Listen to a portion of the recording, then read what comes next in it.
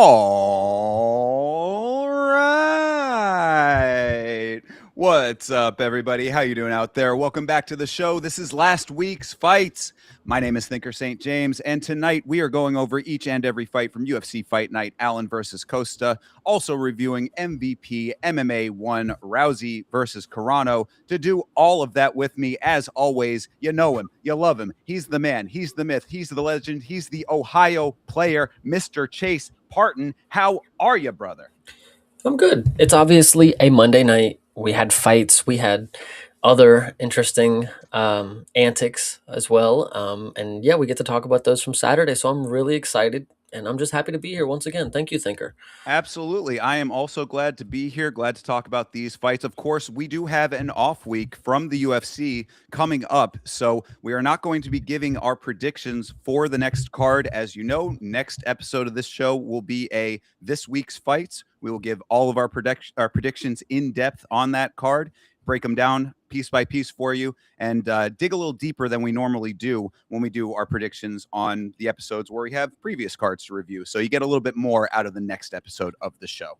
No, absolutely. And if anybody recalls, and this is why I'm excited for it, the last time that we had a full episode to break down the fights, I got all the picks right, guys. It's I been a mean, long time coming. So can it, he replicate people? This is this is what we or could I? I mean, this would be an amazing thing, right? We'll have to see. I don't even know how our numbers went for this week. Of course, I was watching the MVP card live, so I had to do a rewatch of the fight night here, the UFC card. A little bit of a different vibe for all of this, so a little bit of a shift of everything. Still got it all in. It's gonna be interesting to talk about all of this.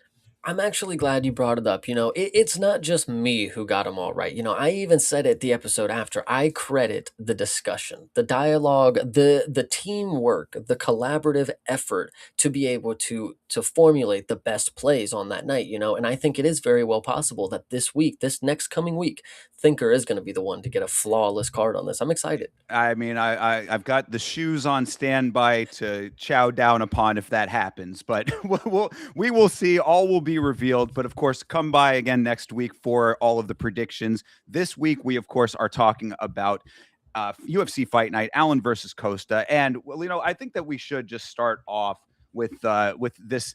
I get depends on how you look at it. Was this a triumph of MMA? Was this a spectacle? I don't know. You tell me. But this is, of course, MVP's MMA 1. This is the first MMA card on Netflix. Rousey versus Carano, the three main event card, as they were calling it. Rousey versus Carano being one of three. Diaz, Perry, and Ngannou and Lins being the other two. So Chase, we talked a little before the stream. You said you watched some of this. You didn't watch it live. What was the breakdown of all this on your side? Funny enough, I think it's actually one of the more interesting things that has ever happened because while the UFC was going on and there was a whole community of people who said, okay, this is not my UFC card to watch. I'm going to watch the Netflix, event. And not to say that was you, I obviously know to dedicate the entire stream to one event. That's the art, but when you watch the UFC event, it's funny enough that if you had the Netflix event on, every time the fights ended, they walked out and had a fight. Every time the fight ended, they walked out and had a fight. It was actually almost so I got to catch the entire main card because it ended, before the last two fights had even started. So I got to catch a good deal of it just by playing it by ear, just hanging out with Sure. them. And I mean, and that I'm glad that worked out that way for people who did it like that. I think that that's awesome that broke down like that. If you only dedicated your viewing to this MVP card, the pacing was one of the most major glaring details that was a problem to me. One of the major criticisms here. This was paced very much like all of the boxing events that are going on now.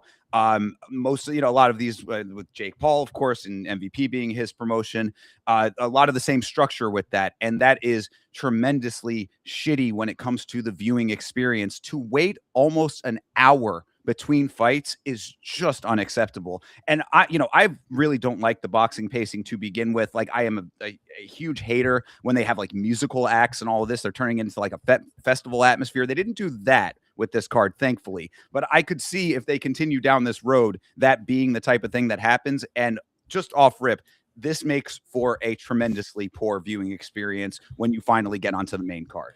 Yeah, I heard a lot of stuff being talked about aerial. So was there a lot of aerial talk in between these fights? Is that what was going on? There was, I mean, that was one of those things that like they had like a rotating cast of different people they were bringing on to commentary. They had Kat Zingano on commentary for a little while, like just talking about having fought both Carano and Rousey, and different, John Jones made a brief appearance during the Ngannou fight. It was stuff like that. They were just kind of like ushering different people in, trying to keep this interesting. But the thing that is interesting is the fights. So give us the fights. Fair, and all other things aside about the promotion, I'm actually looking at this fight card and the fights that I missed, and I'm Yes. looking at some of these names and I'm recognizing some of these faces, and I'm actually really excited to break down some of these things because the one thing that I will say is about this card, the names at the top, of course, your Rousey, your Mike Perry's, your Nate's, your Francis, yada yada yada. I would say those are decently handpicked just to get the casual fans, to watch. But when it comes to people like Robellis, right? That's kind of a deep pull, for them to like they know that that's a real dog. What the hell am I thinking? I'm not a real dog in the fight, but like when it comes to like MMA, It's like who a deeper knowledge you have to know Rebellis. Yeah. yes, yeah, thank you. Yes, and when they poach somebody from Karate Combat, of course, and of course Eileen Pereira is somebody as well. It kind of shows if they pay these people at Karate Combat, they can see who their best stars are. And credit to Karate Combat, they're building stars big enough that Netflix is wanting to have them on their card, and they would actually pay them. It looks like so they just jumped right over here. They had no issue with it. Obviously, they can go back, but Well, see, this is actually, again, we'll get into the actual fights here in just a second, but what you just said kind of really touches on one of the major points that I have about this card and why I thought it was unfortunately more circus than quality is because the main card, aside maybe from Diaz and Perry, but the rest of the main card really felt like you had once it was going to be one-sided kind of handpicked, layup of a fight, and it certainly turned out to be that way for a lot of that. But really what I heard from a lot of people was they valued names over quality when it came to these fights, and like that's where the undercard should have shown. And I kind of agree with that. I think that they tried to get some decent stuff going on the undercard to maybe make it seem like that wasn't the case. But what you ended up with is not necessarily an undercard that screams, "Oh, I need to make sure I watch the next MVP card," even if main card didn't have like a lot of like fireworks action and it kind of went the way that I thought it was going to go. Maybe they're going to keep doing those deeper pulls, like and have like a filled out undercard that really like compels me to watch. I don't think they necessarily accomplished that with who they did end up getting, even though some of these fighters are not bad. I mean, like this, there are some decent names on here. There were a couple of decent performances in some competitive fights, but overall, I think that that was really where it was lacking because they were saying, "Oh, it's like you can't always. You're definitely not going to get Rousey or Carano again, of course. Not that you even should want that, but like." Ngannou, who are you going to pair him up against with? Diaz and Perry, you could probably make something out of at least Mike Perry, but Nate Diaz definitely his stock is gone at this point. Robellis is one that maybe has some intriguing stuff, but again, you have to pair all of that with like up and comers to make that a complete package to sell this to the broader public, and that might have been the biggest like problem that they had. I think another thing, well, to add to my point about them being able to pull some of the names that you would not really think are like as big, you as an MMA fan, you would know these names, and they're not the biggest names in the sport to you. But the fact that MVP's promotion kind of pulled some of these diehard cult classic kind of fighters, I would say, like Moraes, right? Adriano, like that was a pretty good pull. That was a good one. He was supposed to fight Yeah. Makayev, I believe, and that wasn't the case. But another one that I think is a really good one, the Jason Jackson guy. The guy who literally knocked out Amosov, he's now a beast in the UFC. Like having somebody like that, it's like it's adding credibility to the MVP promotions. And that was the main thing that I said is like, whatever you want to say about the main card, whether it's going to be typical Jake Paul promotion stuff kind of deal, the undercard to build validity while you're watching it, you have to actually see competent fighters and you have to see decent fights. And then I'm looking at the fucking picture. Did Jason Jackson fight the car salesman from The Ultimate fighter, bro. You remember too. Yes, he did. Oh my goodness. This was something that I mean, I loved to see our dude Jeff over here, Jeff Crichton from The Ultimate Fighter. I was like, oh, our used car salesman is back. The dude who is living out the camper. And unfortunately, he got starched very badly. Well, but my thing, what a fucking opportunity. What an opportunity for a guy who did not get into the UFC. He was just on Netflix, brother. I mean, he may have got knocked down, but before the fight started, he was on Netflix and people were out there rooting, Well, kind of deal. and going back to your original point, like, yes, I thought like coming into this is actually one of the reasons I wanted to watch this card. Of course, the community voted and we, watched this card because of that. So that was the main impetus. But I did want to watch this card for exactly what you had said. I thought that there were some decent pulls on here. Namo Faisal. On this card, the Kurdish guy who was doing decently in karate combat had a good amount of hype because of representing Kurdistan. Like a couple of these names are decent names. I don't think that the level of the actual fights ended up being enough to make the names as valuable as just that. And then when you pair that with the layups on the main card, it was just, I think, an underwhelming product in total, even though it didn't have to be. See, and that's the other problem. You call them layups, and yes, we'll definitely talk about the main layups here in just a second. But the last point that I would like to make is like, in MMA, supposedly anything is possible kind of deal. It's the most unexpected sport in the world, kind of whatever you want to say. But when the fights are on paper one-sided and then they play out one-sided, that's just you just can't have that rolling down the line. One time it's like, oh, we got to see Francis. He's the guy who does it. He did it. Over Bellis, he does it. Nate Diaz gets a bloody. These are typical things that you would expect, but like you can't roll that into a second event and just keep having Robellis knock out 45-year-old fucking people in the first round. Like No, I don't know. that's exactly the point. Exactly to a T. Exactly it. So let's get into the card Yes, here. Before we do, of course, let's shout out the chat real quick. Hydra is here. Thank you for being here, Hydra. Mank is here. What up, Mank? Sam is here. Appreciate you as well, Johnny, the God, and Didgery Dave. Appreciate all you guys being here early. Thank you very much for rocking with your boys. absolutely. You guys are the best. Absolutely, indeed. So, starting this thing off, did want to also give a shout out to Chris CJ Avila, the Panda. He is the homie. He is a friend of the channel. And unfortunately, he did not win against Brendan Jenkins, who is also someone who I have met. I saw Brendan Jenkins fight and win at Gamebred Bare Knuckle MMA 5 in Orlando. He was very cool. He was out in the crowd, interacting with the fans and stuff. Really nice guy. Glad to see him win. But of course, the Panda not getting the job done. That was unfortunate, although it was a split decision. So I thought that with this first fight, started off somewhat decent. The level of the fight, we're not talking about like crazy fireworks, but it was competitive. And I was like, between that and the second fight on the card, okay, we've got competitive fights here. Like this is setting a good precedent, and then that's where it started to dip a little bit after that, I thought. So good start off fight, I thought, between Jenkins and Avila. The Pereira and Masan Wong fight was weird to me. This was one of those ones where it was a 30-27 on two judges' scorecards for opposite people. This should be something, Classic. yeah, classic. This should be something that is concerning when, we're going forward into some of these other things.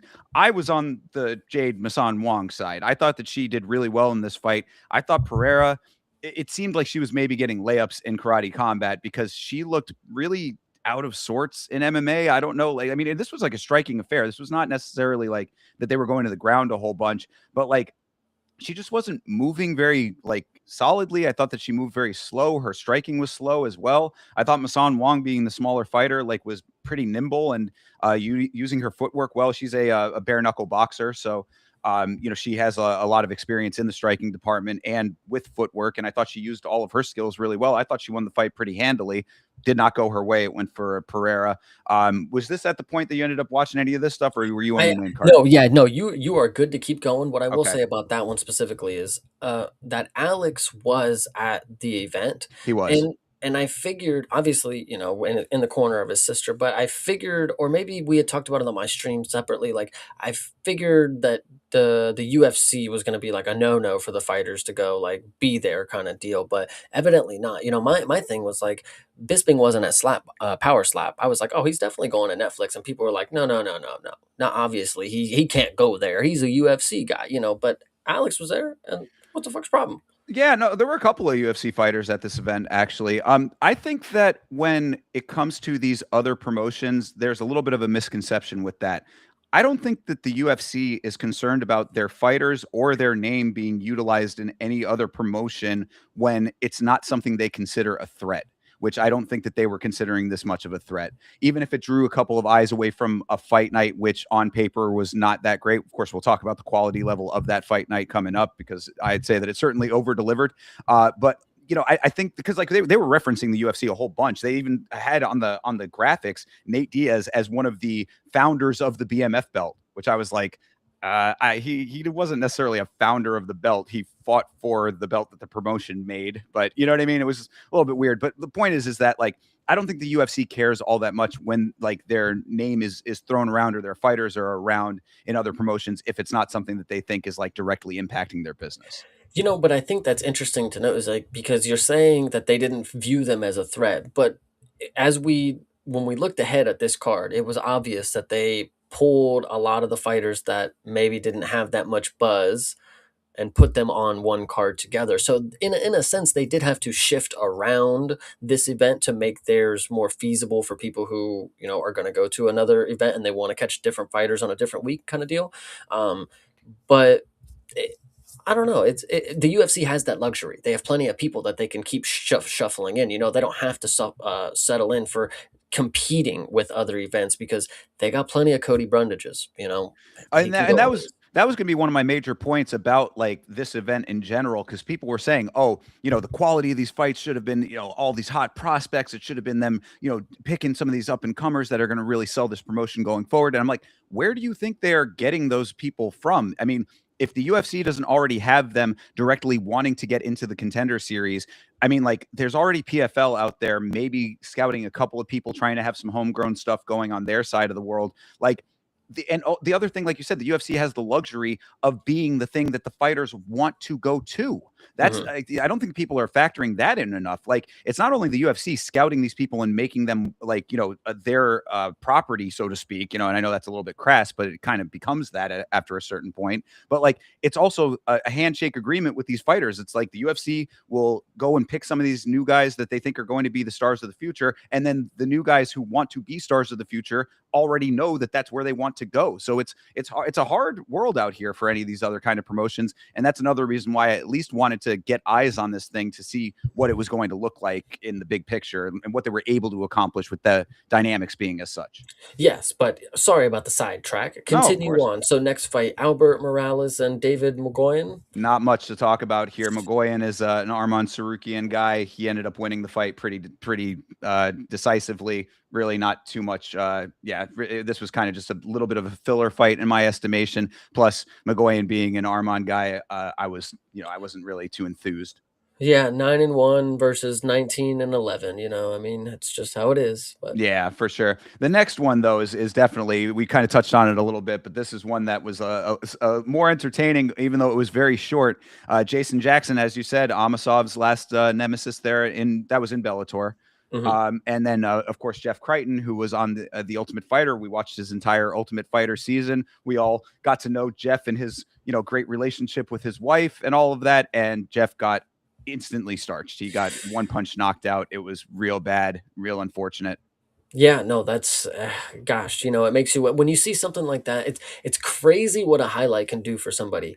Because Jason Jackson, when you look at his record, he has a lot of decisions. He knocked out Amosov, big deal. Good time. He's a Bellator guy.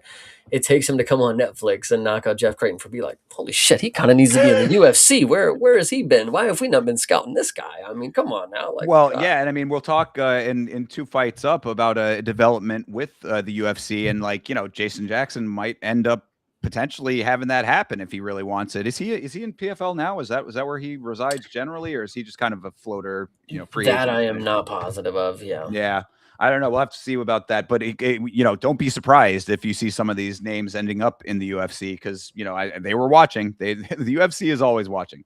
true. So okay, this fight here, the Adriano Moraes and Fumi and Kuta fight, there was a little bit of controversy at the end of this thing. It was a good fight. I thought this was one of the better scraps on here. And Kuta coming in as the replacement for Makayev, as you had said, short notice for this guy. I thought he did pretty well on short notice. But Against what this dude who went fucking who beat didn't he beat fucking Mighty Mouse, Demetrius yeah, Johnson? he Yeah, like did, Jesus yeah. Christ. To do good against that guy, like, oh my goodness. That must be a Yeah, really good fucking fighter off the couch. absolutely. Yeah, no, you're nailing it on that. That's definitely the case. A guy who you should probably keep the name in your mind for in the future because, to hold his own in this fight. Now, granted, the controversy came at the end of the fight where Moraes finally did end up securing a rear naked choke. We thought at least that Nkuta was going to be saved by the horn. But then there was a weirdness with the reffing and the ringside officiating where they went back to replay the final moments and decided that he was submitted, that he was out. He had gone unconscious before the end of the fight. So they ended up making this a submission win for Moraes, even though the fight had already ended. It was a little bit strange. I do know of this. I did see the clips and it was interesting because again, credit to the guy. He almost made it to the end of the fight. A knee knocked him down and then we get to the ground with some ground and pound. And then we get a choke that is set in, the bell rings, and this is where everybody's up in arms. It's like he held the choke after the bell, they even looked at it in the replay. How could that even count? I'm not agreeing with anything that happened. I do agree that that should not have counted against him. That should have been a decision. Should not be a submission. A technical submission or whatever because it was after the bell. But I also do watch the fights every week, and I see the ref have to every time the round ends. He has to get between them because sometimes they go a little longer than they're supposed to. Shit happens. I mean, it's 1 to 2 seconds after the bell. It doesn't seem like a lot in the moment.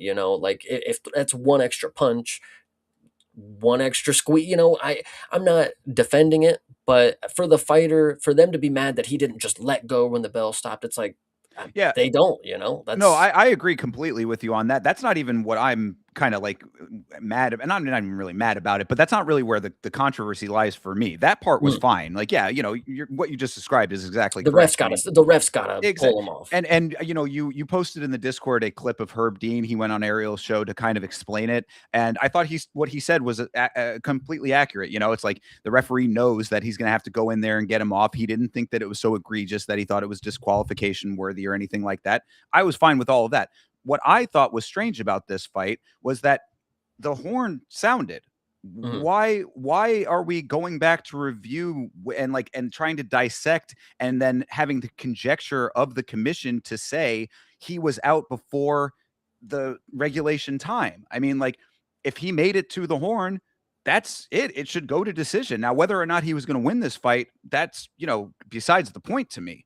It's really just a matter of if the horn sounds and he has not tapped out, then and the referee didn't stop the fight in regulation, this should have gone to decision. That was where the controversy comes to me personally. Yeah, because the right call, in my opinion, would have let this go to decision, but then you have the side of the fan base that is like, "Oh, but he was out, brother. He lost. That he lost by submission, whatever. If he would have won the fight, whatever. If he would have lost the fight, whatever." But like that would have been the story. It's not about making the right call. Like, oh, did he submit him? With the before the bell? Because like even if you look at it right now, 4:59 on the clock is what they listed it as. It's like Right. you're so three in theory 2 seconds before when he was unconscious. He went unconscious well after 5 minutes or whatever. So uh, it's unfortunate for him. Aljamain Sterling's on a Twitter rampage right now about this. Saying this is why it's unfair for the fighters because they went to the officials, they went to the board where they rewatched it,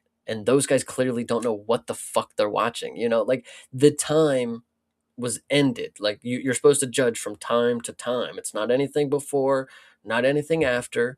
It's kind of crazy to me. Well, I do find the issue. yeah, and that's what you're saying though. It's like when it comes to the fan base, that is completely irrelevant. You know what I Right. mean? Like what they say is does not matter. So yeah, like and Herb Dean explained, he was like, oh, we look for the arms and the legs because the face is not going to tell you whether he's conscious or not, and that kind of thing.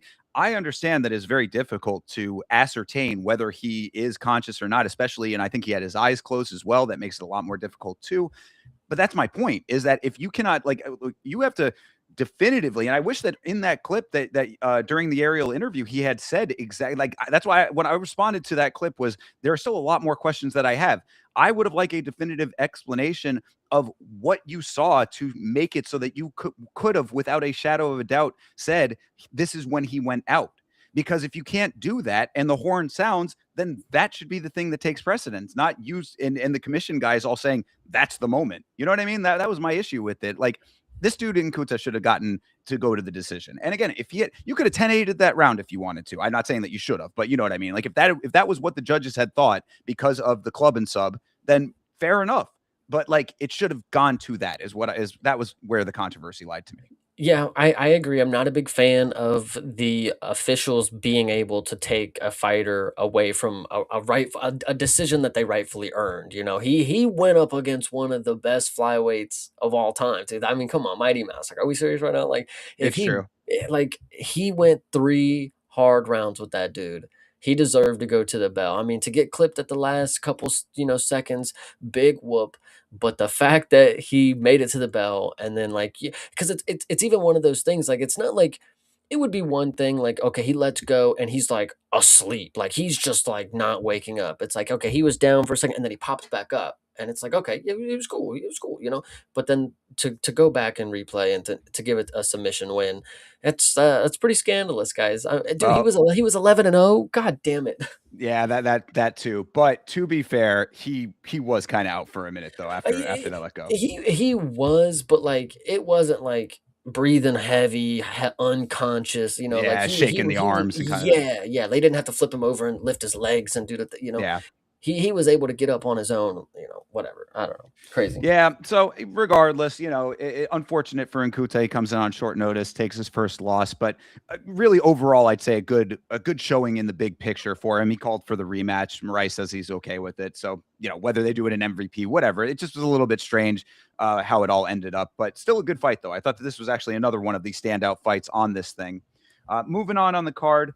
Namo Faisal, this is the dude who was in Karate Combat, the Kurdish fighter. He went up against this guy Jake Baby, and our audio only listeners will not be able to see this, but Chase, if you can see how he's looking, Jake Baby, in that picture there, he was doing this to the camera in a very like overly seductive way that was very uncomfortable to watch as a man. I was like, brother, I don't know why you're trying to like make love to this camera right now. He did this a lot in the during this thing. It was a Just little in the bit weird. fight, he just Dude, bro, before the fight started, he's literally like, he's doing like the blue steel over here from Zoolander to the camera. I'm like, this guy is trying to be a supermodel. Literally, people in the chat saying, not to be sus, but that's an attractive man. I'm like, brother, if you want to be a model, man. But either way, it was just a little bit weird. Namo Faisal gets the job done, got the submission as well. So that was really nice to see. And I brought that up about the UFC. Apparently, they're courting Namo Faisal now. So, the UFC, like I said, they could be watching Jason Jackson too. the thing that's interesting about this fight is this is you said this is the Kurdistan guy, right? Correct. So after his fight, he goes to, he gets on the post fight and he's like, Armin, we got to talk sometime, he does whatever. So he gets out of the cage and there's videos of Armin, in the crowd, and then they talk. And then there's videos of Armin and his fucking gang of guys, like looking like they're ready to go fuck somebody up, walking around backstage looking for the dude. I think it's pretty funny because the Fazil, what's his name? Fazil? Yeah, Namo Faisal. He put out an apology video as well, like, all right, Armin, I'm sorry. I just think it's kind of funny. Like, damn, Oh, like, really? was there real beef? Like, what's happening here? Like, I'm confused on the whole situation because it kind of seemed like he got punked out a little bit by Armin. But I mean, that definitely is what it seems like, because Armin got kicked out of the event for that, apparently. nice. Yeah. Nice. Apparently, Armin was trying to, do Armin doing Armin things, trying to cause a rabble rousing. And he ended up getting kicked out. So that is a little, you say he got kind of punked. I kind of have to agree with that. That's, I mean, bro, stick by your word. Because another shout out to Big Ben, who's a member of the chat. And he was saying that apparently Namo was talking shit about Mike Perry, trying to instigate a fight with him as well. And I was like, if he's trying to get out here and sell fights and trying to make a little bit more of a name for himself, nothing wrong with that. I mean, let him fight Mike Perry if he wants to fight Mike Perry. But if he's doing that with Armin and then putting out apology videos, bro, you gotta choose a lane and stick with it, Yeah, it is what it is, man. Either way, that's the Yeah. only thing I know about that fight there. But this next one, of course, we have little to talk about, but I can't wait. Yes, for sure. So I mean that it takes us out of the prelims portion of everything. This is on to the main card. So I mean overall, just to end with the prelims, I thought that the prelims there was a couple of good fights, good competitive fights on there, but like if we're talking about good, not great, that I think would apply to a couple of them. I mean, like if we're talking again also about like trying to sell off of up and coming prospects and like making you care about the MVP product, I think it was a little bit too sparse in the greatness category to have accomplished that. And I think that that's an unfortunate thing because if these prelims, again, we're talking about the broader world that like the more casual fans or whatever, if they're only getting sold off of the big names, we are the people that need to get sold off of the prelims. Like we need to be the ones on a show like this saying, damn bro, if you didn't see these prelims, you really missed out. And I'm not necessarily saying that. True, 100%. So all right, well, let's get into the main card then, and I'm sure that you've seen all of this stuff. So, Robelis de Spain versus Junior Dos Santos. As you said, Junior Dos Santos, in his elder years here, held his own for a little while, a little bit. But Robelis is going to Robelis, man. What I would note that what I want to start, and this is a precursor to what we're going to talk about later, just because if I have to bring it up, I only decided to turn on the MVP promotion, and it just so happened to be at the time that this fight was coming on, is because the optimization that Paramount Plus was doing on my video, I had to prove to myself that it wasn't my internet. It surely, like, I've had my internet issues in the past, guys, but optimizing my playback video while I'm able to just watch Netflix with no fucking issue.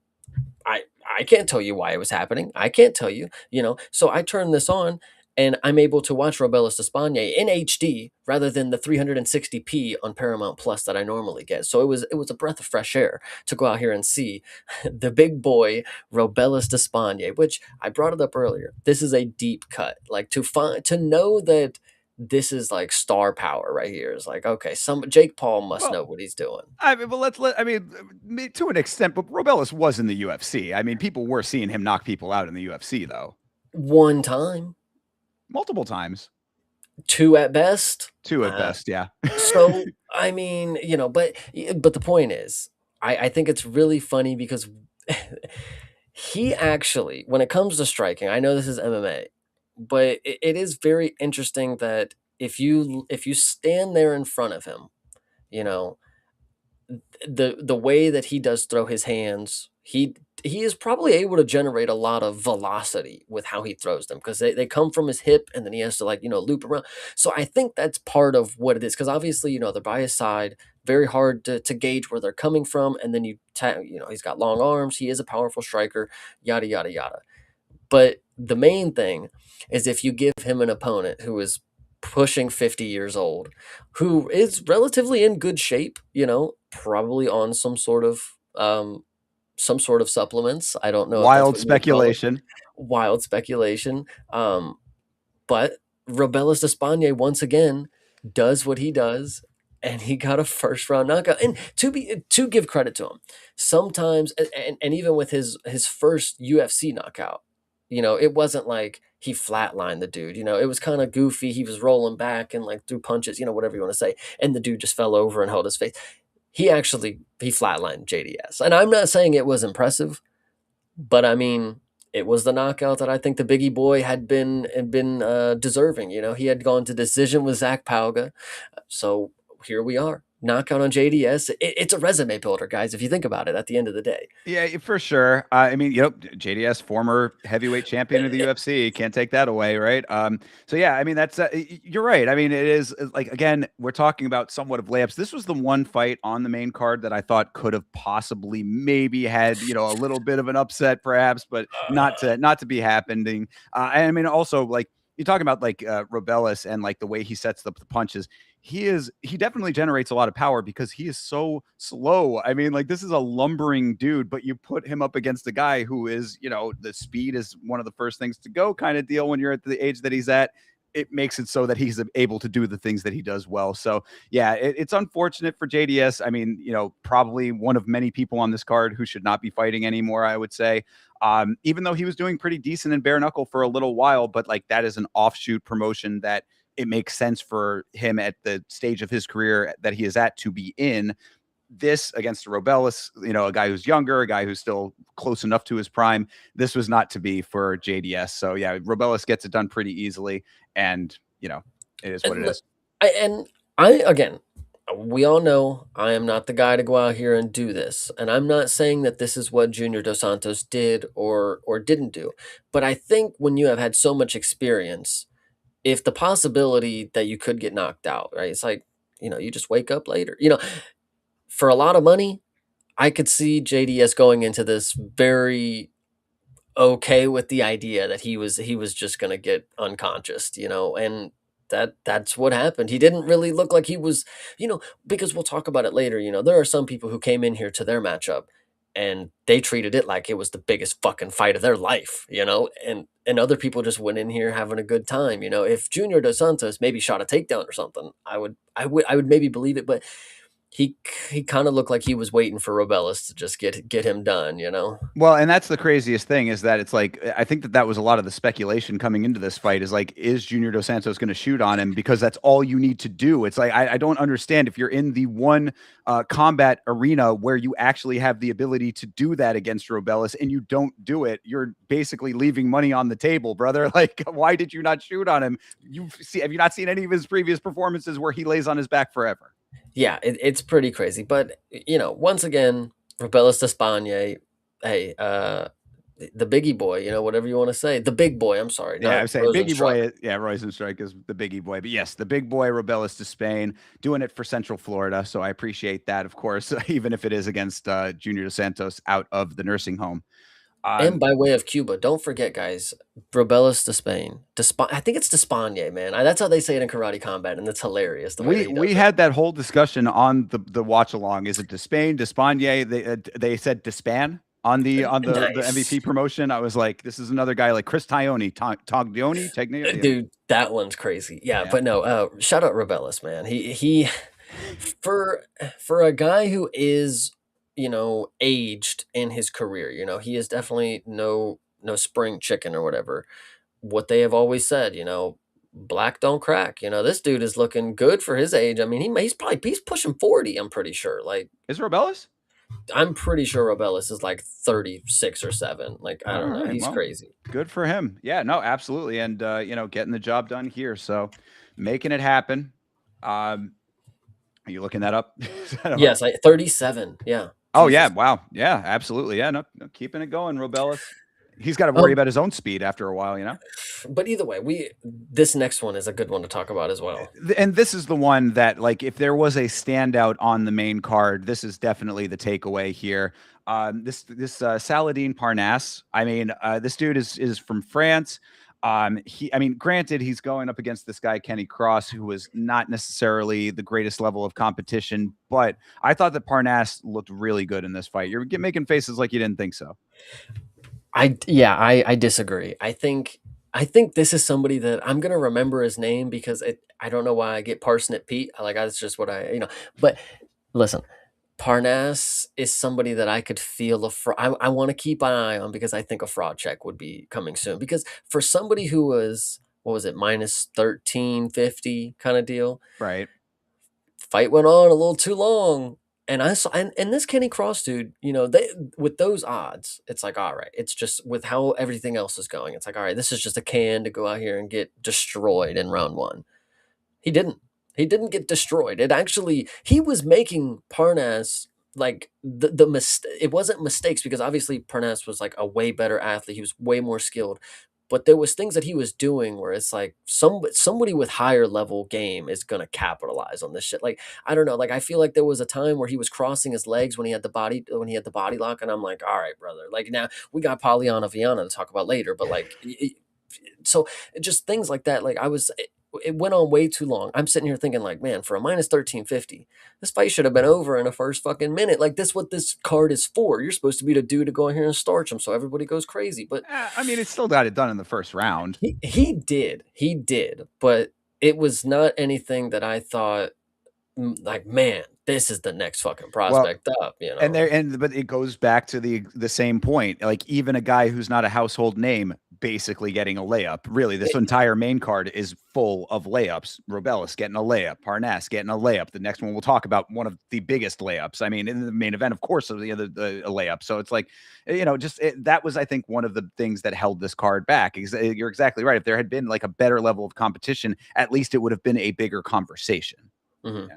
Yeah. But No, this was a fun one to talk about. I'm definitely hate watching Incoming for Parnas wherever he goes. yeah, and we're gonna have to see where he ends up because like exactly what that was. It was a layup, so somebody's going to say, "Oh, okay, well, people will remember him off the MVP card. He got a nice win there. Let's bring him in, and we'll have to see what level of competition he gets there." Or he just goes back to France, or he ends up in like Octagon or something, you know? Brother's going to be running Eris FC for the rest of his life. There you go. There you go. All right. Well, let's talk about number one of three main events here. This is, of course, Francis Ngannou versus Felipe Lins. Felipe Lins got paid $100,000 to be a sitting duck against Francis Ngannou, though also a fight that went closer to the end of the round than I think people might have been expecting. On the watch along, I said people who had Francis by first round knockout might have been, puckering the asshole a little bit on this one. I definitely agree it went longer than the 15 feet that Francis was gonna walk that I thought it was gonna be. You know, Yeah. I mean, but to be fair, with how easy it was, I mean, he could have done it earlier. You know, he really was just kind of getting his sea legs back. You know, Francis has been out for a while, guys. You know, he was just getting the vibes back of MMA, you know, waiting to see what we had going. You know, a very measured Francis, by the way. You know, Yeah. hey, shout out to him. You know, he was ready to compete. Let me just put it that way. But Felipe Lins, this is listen, sometimes you get a guy who's really good at jujitsu and they get a karate stance and and they think they can take on the fucking world, bro. Like listen, this guy had the nerve to go up and challenge. It's not like going up and challenge, of course, but like he was willing to go against Francis. I give him a lot of credit. I certainly would not. I'm okay with it because I know what this is. You know, I think a lot of people who got the offer against Francis, other than Felipe Lins, they probably sat there and said, "This is for me to die on Netflix. Like I'm literally just gonna get punched and be unalived on Netflix. You know, I'm okay. I'll pass." But Felipe Lins, give him the credit. He took a fight that we all know he was gonna lose. You know, like again, this is the point. On paper, the fights looked one-sided and then they panned out one-sided. That's a huge problem, you know. But what it ended up being is Francis plodding around for a little bit and then he ends up landing an overhand. Felipe Lins kind of falls like what Buchecha did. It just like a big old piece of meat just fucking slabs on the canvas, you know. And yeah, Francis that was it. Yeah. and Francis standing over his limp body, not, no follow-ups needed, as a walk-off KO basically. Francis, I think he is like you know when Dana was talking shit about him on social media. I think it's gotten to him because I think he knew not to throw that extra strike right there because like for his image sake, you know, it's gonna play into I'm a bad person. I don't know if you also heard supposedly Francis had given his winnings to Felipe Lins during this, Oh, so I did not know that. I hope that would be very good if he did, because I did mention Lynn's got the 100,000. Francis got 1.5 million for this fight, or I think 1.6. So yeah, so whatever he gave some sort of the winnings to Felipe Lins. Shout out to him for getting knocked out, and I think that was also Francis thinking I can make my image look really good right here if I didn't ground and pound him when he was unconscious, and if I just give him a little charity. You know, I made $1 million. What's fucking 100 grand? You know, I still got Sure. 900,000 more. Yeah, yeah, absolutely. And all of the bag that he made fleecing the PFL, of course. So yeah, Francis doing okay off of that. I do, I guess, want to at least mention that John Jones apparently was supposed to be commentating this fight, but just did not show up. So he ended up showing up late, and basically it was on commentary for about 5 minutes. And it I just long Yeah, enough to, like, have like a long distance stare down, I guess you could call it. that's weird because I remember seeing like that was like a big headline, like John Jones is gonna be commentating the Francis fight, and I remember after the fight, you know, because this is again while I was watching the UFC, it would end. This is actually we didn't even we'll talk about the next big thing because you didn't get to see how it played out, but um the I don't even know where I was going, but the thing that actually the main thing that I need to bring up because I don't know if you were watching live and you didn't see the timing of this. So while you were watching the UFC, it went to break. People were saying it was when he walked out. That is not true. It is when Francis won the fight and was having his post fight speech. the Conor McGregor announcement played right then and there. Yeah, So I did hear that, of course. Yes, breaking news, everybody. Conor McGregor versus Max is confirmed. UFC 329, right? yes, absolutely. Yeah, so it's in 1 month or 2 months or whatever, I forget what it is. Yeah, next month probably. Next month, I think. Yeah. So, great, I guess, if you care about that. Some people still do perhaps, but, yeah, the timing obviously was strategic on that part to make sure that it happened during Francis Ngannou being, in the octagon, in the hexagon in this case. But yeah, I mean, again, it's like one more jab at Francis from the organization. Great. That being the jab. It's just like this weird, like, I don't know. It's just part of the politics of the sport that it's just like nonsense to me a little bit. I don't know. Is there more to this than what I'm seeing out of this? No, no, that was absolutely it. Yeah, it was just a quick little promo, and then they showed the fight card, and it was right when Francis was, winning, getting the little winning speech, which is all fair and well. But yeah, back to what I remember we were talking about with the John Jones thing. Crazy, he just didn't show up, and he talked a little bit. I saw maybe a clip or two, but not getting to commentate the 4 minutes of Francis fighting is whatever. But yeah, there was nothing more in that moment. Nothing Connor related that was really crazy. I mean, him coming back so soon. I mean, saying it's going to be next month or whatever was pretty crazy. Oh But yeah, and actually, shout out to Johnny the God in the chat saying that no, it is actually 2 months time because we have the White House card next month. okay, gotcha. Okay, yeah. So I mean, 2 months away. Still pretty quick to just throw that like, hey, Connor's coming back in 2 months kind of deal. So Sure. it, But yeah, I mean, so you had the Connor announcement, you had John Jones basically just there in order to maybe try to sell something out of that, even though, John is still under contract with the UFC and cannot, it maybe might be able to buy his contract out, but probably not for did that fight anyway. did you see the clips going around of what he was saying? Him and Tyron Woodley were at the commentate, not whatever desk or whatever, and Tyron Woodley is explaining to him the best way for him to get his contract voided with the UFC.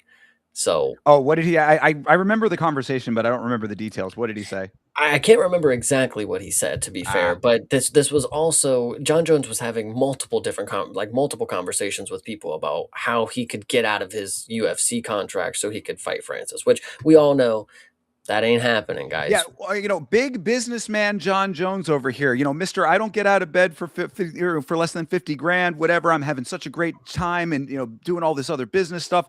Signs a multi-fight deal with the UFC right before retiring that he cannot get out of that has no sunset clause. Galaxy brain, John. Congratulations on being businessman of the year. I mean, Forbes is going to have you on the cover. Yeah, 100%. Yep. But It's just crazy. But yeah, either way, go so on. I mean, the only reason I even bring any of that up is to just say that if there was any sellable moment out of that, like even knowing a fraction of the details from the business side of the sport just killed any of it. You know what I mean? Like if you had John Jones on your broadcast, great. Like it's not going to do anything for you since we know that he's not going to be able to fight in this promotion. Jake Paul being in the cage was more of a sellable fight than that, and I don't think anybody really cares about seeing Jake Paul versus Francis after the Joshua fight. So what are we doing here? You know what I mean? It's just you took the wind out of your own sails. 100%. Yeah.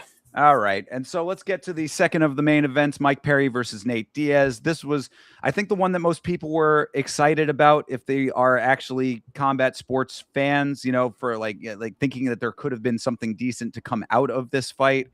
Nate Diaz so far a shadow of his former self at this point that like there was nothing to be had here. Shout out to Mike Perry for actually going out and fighting like he really wanted to win this fight because he certainly did that. And Nate, his body just basically letting him down. I mean, there's so much scar tissue on his face that the cuts were going to open up one way or another, just, depending on where it was going to happen or when. And Mike Perry made all of that happen. So this fight completed 2 full rounds and they stopped it before the third. I mean, Nate was turning his back a whole bunch in this fight, looking like he didn't want to be there after all of that dumb shit that he was talking in that face-to-face sit-down that we reviewed on the channel. This guy needs to A, go away, and B, never speak again. So this goes back to what I was saying is in these matchups, you had one person who was fighting as if it was the biggest fight of their life. And then you had the other person who was just there. They're just there. They just showed up and they happened to be the other guy fighting.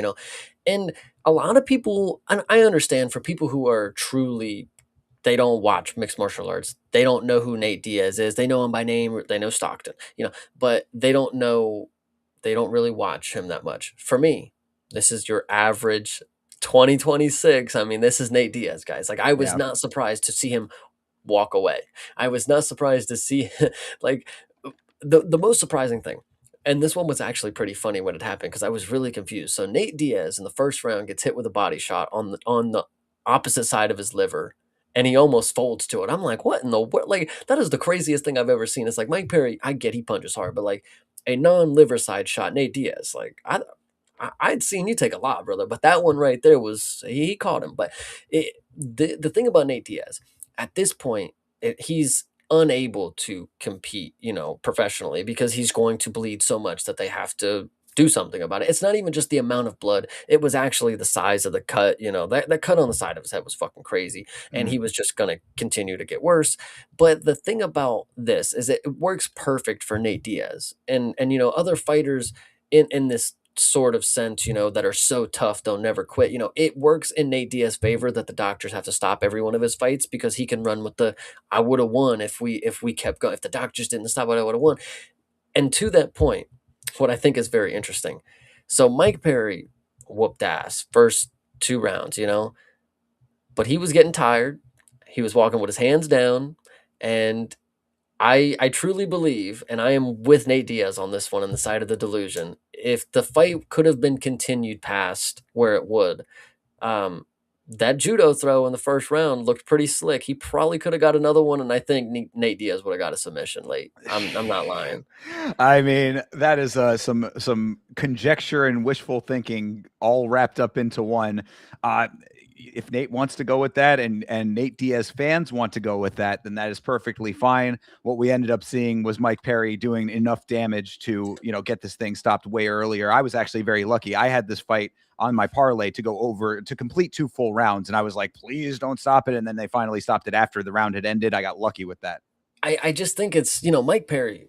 I love Mike Perry. I have no problem with him, but Leon Edwards left this dude a bloody fucking mess, and we know how harmless that guy is. Like, so Mike Perry, I figured this is what it was going to be. I'm very grateful that but when because I was in a chat with people, and again, this is the average Nate Diaz experience for me. I've seen this dude lose quarts of blood at this point all over the fucking ring. Everybody's like, "Oh my god, he's leaking," and I'm like, guys, we haven't even just begun yet. Like, Have just you just never give it a seen his second. fights before?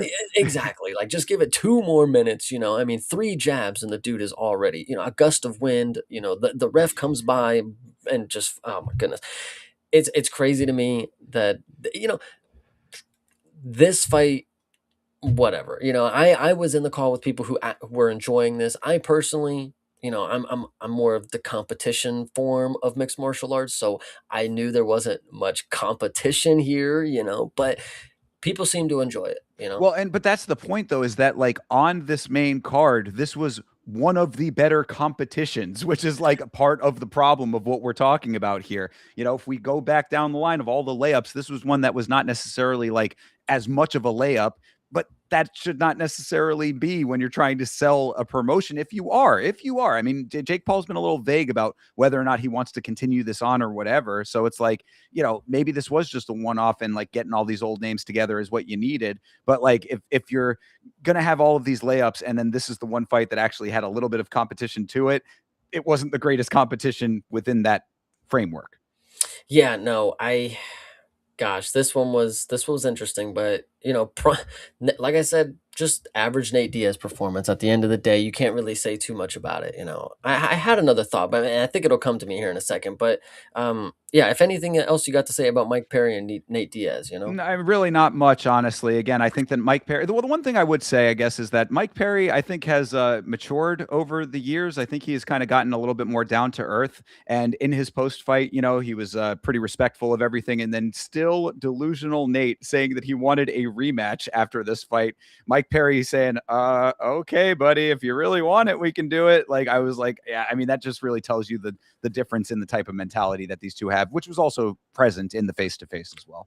What I will also say, and this is my thought that I remember, is we talk about Nate Diaz. We've seen him bleed. We've seen him take worse cuts, worse beatings, longer beatings, whatever you want to say.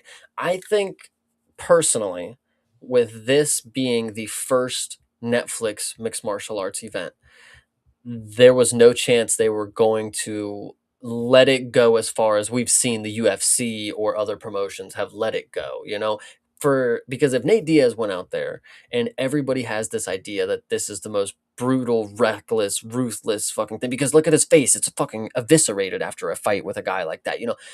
If everybody was to have this idea that mixed martial arts was so dangerous, like you could end up like that guy, I think it was going to be not good for Netflix and their mixed martial arts promotion because this is so many people watching it at the end of the day. We got the human cockfighting conversations coming back up at that point. So I think ending it with reasonable, Yeah, you don't want to get it overly brutal, I guess is what you're saying. which we've seen it, we've seen him let fighters continue on, Irene Aldana, Of course. but that was probably just never going to be in the cards for a card like this. Yeah, I hear what you're saying with that. Kind of hard to say, I guess. I understand where you're coming from, though. With the Netflix being the platform and the potential amount of eyes of different age ranges, all of that kind of thing. There could have been some of that in there. I'm not going to say that outright no, that isn't the case, but Mhm. I mean, really, if you looked at the size of the cuts either way, like I mean, like I think that it wasn't a bad stoppage one way or another. I mean, like, and that's No. just where he's gotten to. Look, we this is nothing new, as you had said. I mean, like he's been taking the BMF fight that he was the co-founder of. I mean, that had to be a doctor stoppage there too. This is a long time issue with him. That entire side of his face, he gets cut in the same spot all the time because that whole side of his face is just scar tissue at this point. And it's like you have that, and then you also pair it with the body language that was terrible in this fight for him. Like he looked like he didn't want to be in there anymore. So it's like all of those things coalesce into an outcome that I think made sense for this. Yeah, 100%. All right. And that all being said, of course, we have to talk about the main event, Rousey versus Carano. Everybody all up in arms about this fight. Like, I think that anybody who is up in arms about this fight should look at Ronda Rousey's record with arm bars against competition of the caliber of Gina Carano. If there was a graphic that somebody posted recently that had all of the arm bars that she's completed and the times that it took for her to complete them, this was exactly in line with what Ronda Rousey does and how fast she does it against competition from the era that Gina Carano occupies. I don't think that this should have gone any differently, people. I hate to say it. And I know that you have a lot of thoughts about how this fight was sold and if Gina Carano should have been in it. I'm going to let you get to all of that. But my point for anybody who is upset with Ronda Rousey getting this armbar as quickly as it was, I mean, I literally on the watch along laid out the sequence as it was going to happen, how this was going to end, and it happened point by point by point, exactly as I laid it out. This is the inevitable outcome for this, and as fast as it was supposed to go.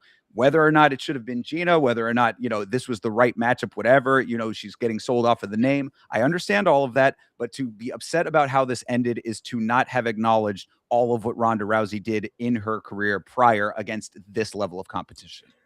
I have spoken a lot of my piece on this one. So what I would say is I agree with you. Ronda Rousey is one of the greatest mixed martial artists of all time. She has done this plenty of times. You should have known that this was going to be very easy for her against a 44-year-old woman who is 17 years removed from the sport, who lost 100 pounds to get in shape for this event. And to be fair, looked as if she went in there to have a really good, fun fight. And as I said about a lot of other ones, the opposer walked in here as if this was the biggest opportunity of their fucking life. Listen, Ronda Rousey, this is my biggest thing. Like I said, I already acknowledged one of the greatest mixed martial artists of all time. I personally, when I was in high school, I started watching mixed martial arts because Ronda Rousey, she's pretty cool. She's good, whatever. Listen, for somebody who was the greatest at a time, I would, I would hope that you had more respect for the game than to come into a fight like this with your mean face on, locked in, like you are like you're gonna run through this chick, which arguably you should. This is exactly what it should have been. That's why this fight should not have been made, is my point. And Right. so for her to go in here in 17 seconds, armbar her, and then to get on the mat, fucking crying, hugging her, giving like the whole speech, like this is like such a great opportunity. It's like you are making a mockery of the sport right now, and like you supposedly take the shit so serious, you know. Um, again, this was not a good look for me personally. You know, Ronda Rousey, hats off to you, one of the greatest of all time. But the fact that she has the nerve to talk about Kayla Harrison, you know, as a bronze Olympic medalist, Ronda Rousey, to talk about a gold medalist, of course. I even believe a two-time, if I'm not mistaken. But Kayla Harrison is doing something that she would never even think to do at this point. You know, they're roughly still even around the same age. Like, I mean, obviously Ronda's like way removed from the sport, but Kayla Harrison is trying to beat the greatest mixed martial artists of all time when it comes to female sports. Ronda Rousey is looking for 44-year-old women who are 17 years removed from the sport, who lost 100 pounds for this fight and went in here to have a fun, probably pitter patter performance. You know, like I'm not saying I expected much more, but I just hate that this is where Ronda Rousey has taken her career, because I really did I again, one of the greatest mixed martial artists of all time, male or female. So whatever. So, Oscar De La Hoya had very, very briefly, only for one event, he had Golden Boy MMA. I don't know if you were watching the sport much when this was happened. This is maybe 5, 6 years ago now. And the main event of that card was Tito Ortiz versus Chuck Liddell 3. And of course, Chuck Liddell had beaten Tito Ortiz twice. And this was Tito Ortiz's big moment to try to get that back. Chuck Liddell, I mean, at this stage, even then, was, again, a shadow of his former self. Went in there, got annihilated by Tito, and Tito walked around with, this fist high in the air. I did it. I really did it. Very much like this. You know what I mean? It reminded me, the circumstance is slightly different, but similar in the outcome. Because yeah, you're taking, it's like you said, Ronda coming in, putting everything on this fight against a person who, you saw it in Gina's face. I mean, Gina got armbarred. She hopped right up. She's smiling. She's hugging. She's laughing. Everything is great. She looked like Ben Askren after getting knocked out by Jake Paul, just happy to be here. It's nice to experience this all one more time. And it's like, yeah, you say it's a mockery. I mean, like it does have the overtones of that based on the circumstances. And I do also acknowledge what you're saying about her with Kayla Harrison. Yeah, I mean, to think that Ronda could hold a candle to Kayla Harrison in any capacity, or would be willing to have the stones to take that fight. You're talking all of this shit from the sidelines. Kayla said it best in that tweet. Fight me then. If you really are like that. If you really think that, then let's go. Never would happen. So I do agree. Like in the big picture, this was unfortunate. It went as it should have gone, but every fight went as it should have gone. And again, that's the layup aspect of this. It ended up being more circus like than it needed to be, and I think that is why this ultimately was a little bit of a failure. That's just the unfortunate thing about it. I mean, people enjoyed it. I know fight fans that watch the UFC. I know that they watched it and they enjoyed it. I personally know a few of them. They had a good time. I went to work, and I talked to some people at work who had watched this, and it is what it is, guys. People watched it. People wanted to talk about how empty it looked, but the thing of the matter is, the seats may have been empty. The fact is, the fighters got paid supposedly, and um and the seats might have been sold. Who knows? Because people don't show up until the main event. Not many people are watching 4 to 6 hours of fights just in the arena in their seat. You see all the time people just show up for the main card. They just watch the main card only, or they just watch the main event. So the seats might not have been sold, or they may have. We're never going to know, because they only showed up for one fucking fight probably and left to see their homie, and then they left. But if Netflix is able to pay these people, I'm down for it. I just personally, with the level of names and where they're at, and the where the names are at in their careers, I don't see this being a more than once a year promotion, if possible. If at best, kind of deal. So I don't know. No, I agree with you on that. I'm glad you mentioned the attendance numbers in the building because it did fill out a little bit towards the end, maybe, but it still looked pretty sparsely attended. I heard tickets were astronomically expensive, which for this card seemed very stupid. So maybe that had something to do with it. Could be what you said. People just showing up for certain fights, whatever. What I will say though is that it was almost eerie in the first fight of the evening, the Avila versus Jenkins fight, to have them fight. There was literally no one in the building. I mean, it was an empty building. The only people in the building were people working the show. So that was a little bit strange. It did get a little bit better after the fact. That all aside, as you said, I think that, if we're trying to say that this could have legs to keep going, 50-50 on whether they're going to be able to put a card together that's going to actually deliver for people, and if people after seeing this are going to come back for another card. Because like I said, all of those names on the top of the card here may be saved for Perry and Ganu and Despaigne, maybe, in Parnasse, I guess, if you want to throw him back in there. But like, of named fighters that you might have like repeat value off of, it's going to be hard to set them up again with something that's going to be able to replicate. And if not, then you're just going to have like more of a draw. Like, you almost set yourself up for failure with a card like this when it all goes exactly to plan, and the undercard doesn't deliver as much as maybe it should have, etc. So all of the dynamics of what we just talked about are why I'm kind of on the fence as to whether or not this will be successful going forward. That's about it. See, and that's the interesting thing is like you compared this to a circus, when you have the main attraction, it's just that's the attraction. In martial arts, you have to have your main attraction, but you also have somebody who's willing to keep stepping up against that person, So how many times a year, karate combat, they tried it. They had a couple cards, at the beginning of 2025, they ran like 5 cards for every month. They gave Rebellis Espana maybe 4 fights, and then they ran out of fucking people for him to fight. They found him a tournament later in the year, and then they ran down all the competition there, got them all injured, and Zach Palga he just left. He went to dirty boxing, I'm pretty sure. Like, so too many things are going on, but how many times out of the year are you going to be able to book Rebellis Espana against somebody who's worth putting him up against on a Netflix card? Because Junior Dos Santos, whatever you want to say, being old or not, I mean, that is somebody who is credible in mixed martial arts. It's not just Tony Gonzalez who's outside the fucking arena that they found for him, So, Yeah. hmm. Yeah, so I mean, I guess everybody's going to have a different opinion about it. I'm kind of surprised that you said that you heard people who enjoyed it, because I've been hearing a lot of negative reaction to it. But I'm glad to hear that, I guess, to an extent. I mean, Oh, if casual fans were enjoying it, that's actually a good thing, I would say.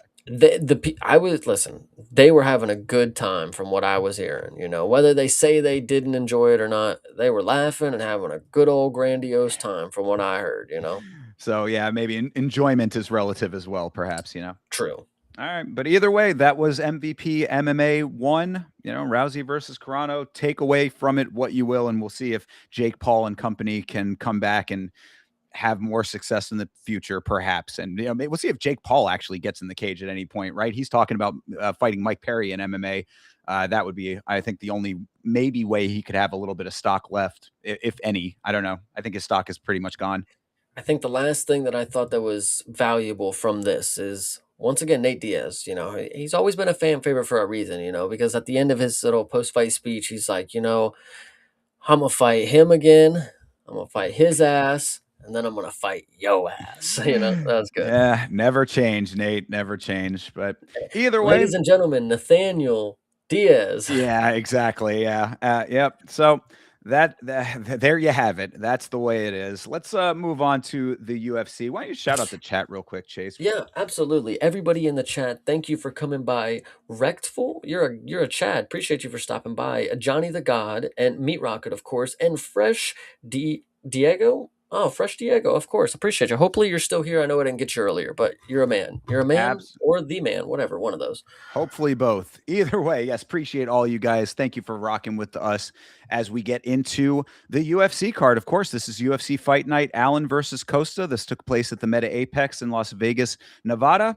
Chase, on paper, we talked about this last week. We're saying, not necessarily the strongest level of competition here, not necessarily the biggest names. It felt, at least during that week, that they might have kind of took all of the cast-offs and put them on this card, knowing that the MVP card might have siphoned a little bit of viewership away. But I mean, we'll talk about the quality level of it going forward. On paper, what did you think of this card coming into it? On paper, I think this was handcrafted of an event of people who may or may not be like there was some fan favorites because obviously you can't have literally all like you can't have just 16 fighters that are just not liked at all. Obviously, some are going to be liked a little bit, some are going to be more than others, but I think these were definitely these were people that not many people were really looking forward to see fighting. So that is why they ended up on the card together, which is unfortunate because there were some.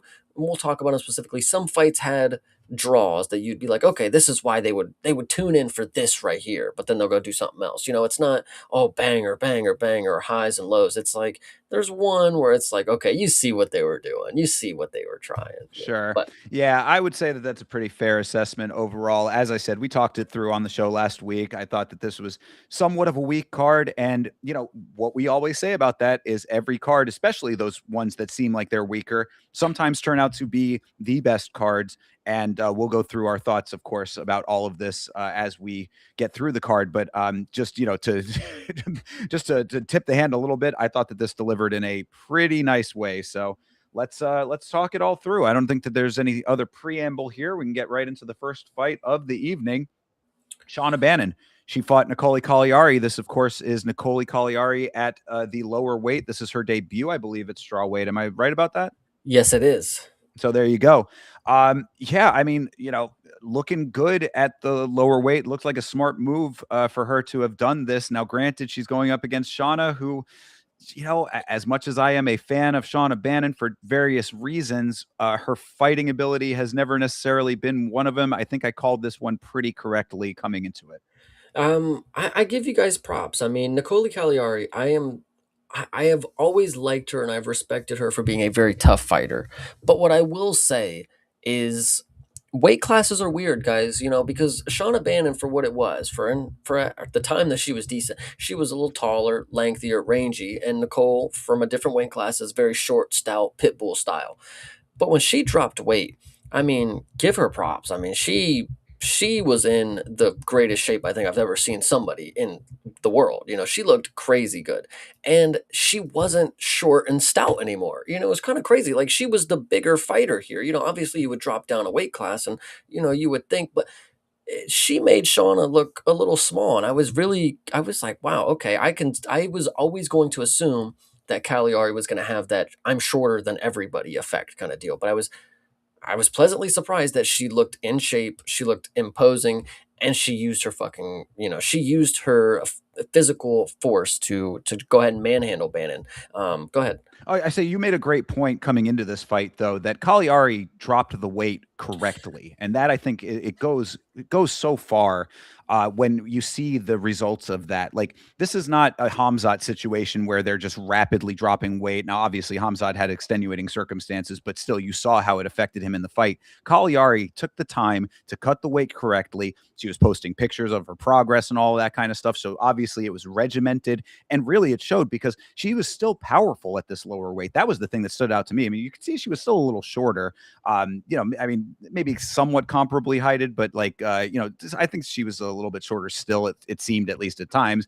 But the power was definitely still there at the lower weight. You could see that when she was getting those beautiful tosses in. Good Lord, the up and over mat returns for Cagliari twice in this fight really stood out, especially that first round. And then, of course, Shauna Bannon with the handshake agreement to just accept the position in this fight. That was really her major downfall. But I'm sorry to interject. I just wanted to at least say that Cagliari, she should be an example to other fighters about like if you're going to make that move, do it correctly and do it properly with the nutrition and the training to make it so that you're not just moving the weight, you're moving the weight properly and effectively, because this is what could happen. Yeah, I 100% shout out her dedication to the sport because she was willing to go ahead and do that. She wants to succeed, so she's going to do the things that she believes is going to make her better as a fighter, aka losing some weight, using some more of your genetics. She's listen, she can get a takedown. I'll give her that, and she can squeeze. But the thing about this is Shauna, she again accepted a lot of positions on the bottom. Second round came around, and Nicole looked like she was starting to slow down, and I was like, ah, damn it, there it goes. Maybe she didn't cut it as well as I thought. but she was able to just pick it right back up towards the end of the round. And then the third round, of course, easy skating's by, and then she fucking subs her, and Shauna Bannon fucking taps out. And it is what it is, brother. You for somebody who I remember at the beginning of the second round when it started to go Shauna's way, I was sitting here saying, I was like, I heard fucking an Irish person ask who gave her the black belt. And at the end of it, I said, that Irish guy was on to something, man. Who gives out black belts in Ireland? God damn. So Well, I mean, Bannon, yeah, again, the accepting of the position was really noticeable, and then also just the lack of urgency to try to get back to her feet. It's not only just accepting the position, it's also the positional awareness, because there were times where she was basically on the fence. I mean, like, it's 101 when it comes to this sport. Get to the fence, use the fence to get back up. She's on the fence, not doing anything to use the fence to her advantage. It's like, it's the acceptance plus the fight IQ a little bit. Perhaps you'd think by now Shauna Bannon would have that, but it didn't seem to be on display there.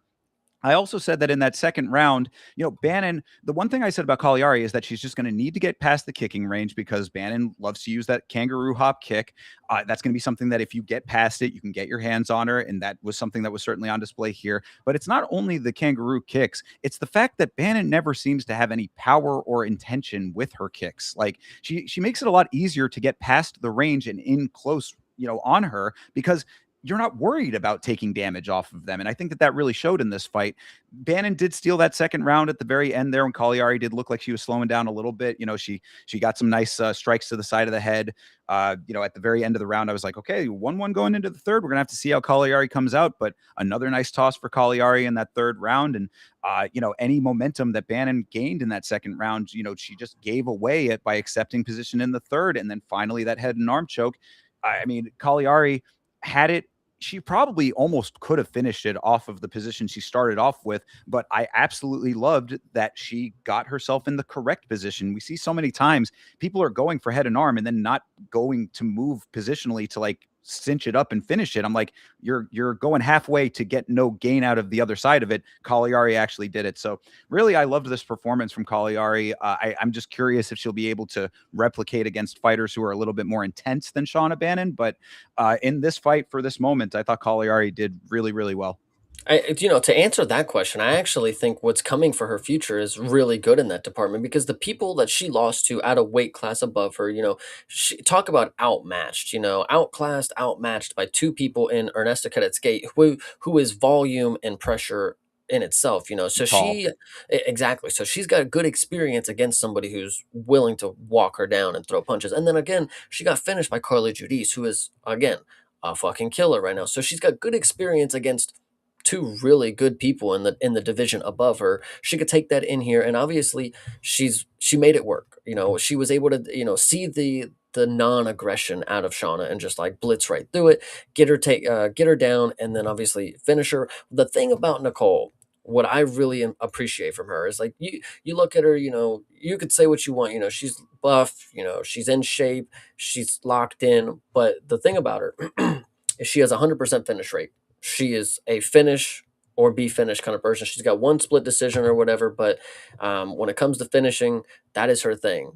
She can TKO and she can sub you, as you saw right here. So I appreciate her for listen, women's banger, first fight of the night. There you go. So Yeah, I appreciate thought. her. I agree. I thought this lived up to that. Really, I'd say from Shauna Bannon's side, like, use this as the biggest of wake up calls. You need to work on your get up game. I mean, it's absolutely necessary.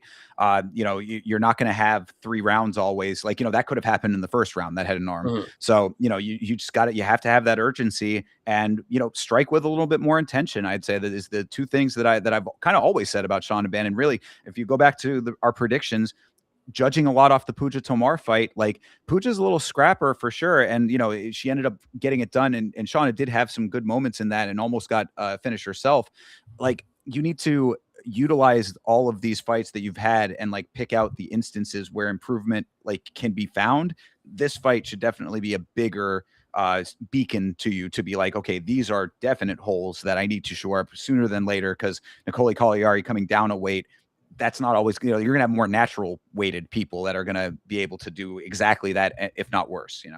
What I would like to see out of Cagliari's future, real quick, is she established herself quick.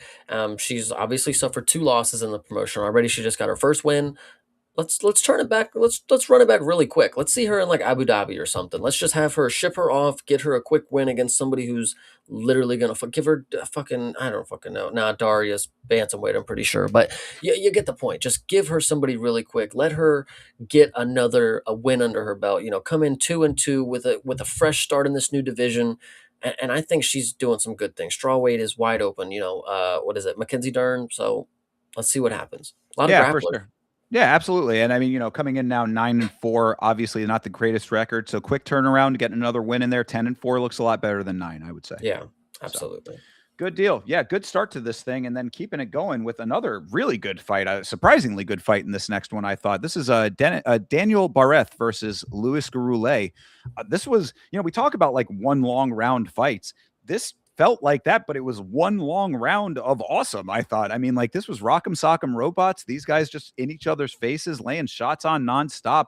And really, I think it's a credit to Garoulet that he was able to keep the pace that he kept, because both of them were cardio wise pretty sound and the output was certainly there. Garoulet was just like, I don't want to say like 2 times ahead. I think he was like 1.5 times ahead overall in this fight.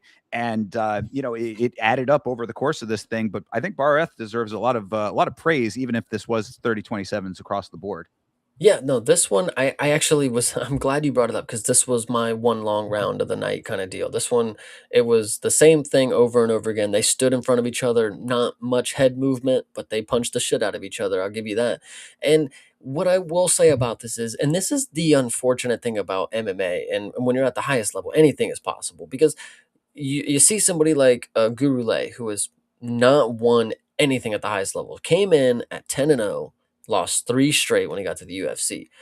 There's just no reasonable way for you to justify picking him unless you really just fucking know these styles and shit like that. But like picking somebody who's 0-3 in the organization against somebody who's made a career in the organization, like it's crazy to see just how close they could be, like, and that should really be, unfortunately, Bareth, he should probably understand that he just lost to a guy that has been unable to win yet, so it's probably time that you got call it, brother. I mean, if you just lost to the lowest level flyweight that we have, I mean, 0-3 in the organization, name me another flyweight right now, like Yeah, that's somebody coming in off the Contender Series maybe might be the only remainder there, I would say. Well, but like, it's not even just coming in. Like, you have to lose three times, like, in the organization. And that's really impressive. Like, the fact that they even gave him this before just like canning him off, like, bro, you're just not made out for it, Like, Well, what I would say, I guess, at least as a minor counter to that, because I do have this in the notes too, is that when I say people should be fighting like their jobs depend on it, because Gurule certainly that was the case, that's how it's done right there. I mean, bro would not be denied. He was a man on a mission in this fight. So, whether or not that should be enough to carry you to a victory, questionable. I certainly, acknowledge that. I mean, Barrett, it doesn't matter what his circumstances are. You still need to go out and win the fight. He did not do that. So your point does stand, but I will at least give Gurule that leeway to say, like, this dude knew he was on the chopping block, knew that 4 in a row was not going to stand, and came out and fought like that was the case. So, I'll give him that at least. yeah, but my thing about that, and I'm not trying to take anything away from Gurule. I think this was a great performance. He deserves to be around. I think he's fun for what it is.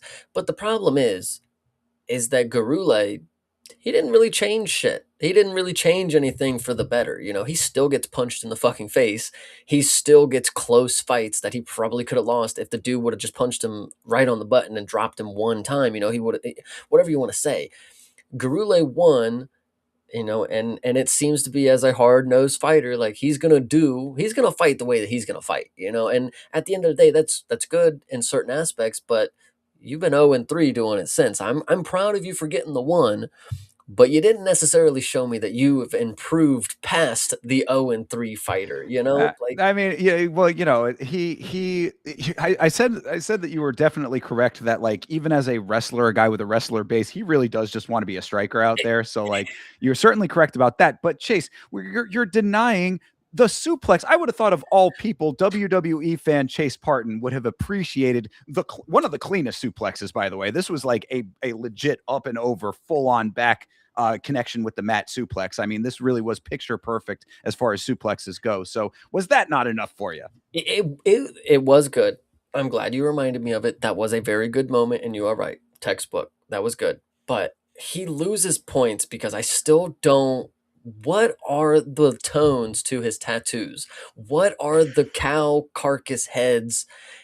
Is it a snake? Is it a is it an eel? Like, I don't know what his deal is. And what is the vibe that fits to? People keep saying bikers, but like, wouldn't bikers have like metal shit? Like, what do they have carcasses on them for? That's hunter, that's country shit. No, like, I I don't. mean, well, they kind of go hand in hand, the biker and country elements at times, I would say. But yeah, no, you are right. The snake motif thing, it looks like one of them might be unfinished. I don't know if maybe he needs more work done on some of them a little bit, but either He way, I needs mean, more work, brother. Yes. but yes, no, I acknowledge too. Yes, the chest full of deer or antelope or whatever those are.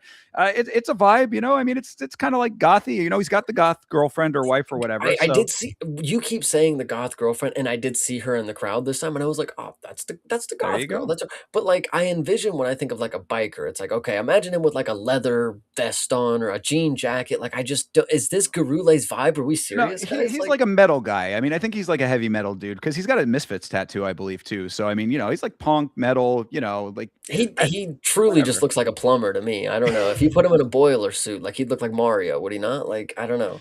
It tracks. It certainly does track. But either way, I mean, like I said, I thought the 30-27 was unfortunate because of the quality of this fight. I thought that Bareth did pretty good in this fight. Again, just a step behind pretty much all the way through, honestly.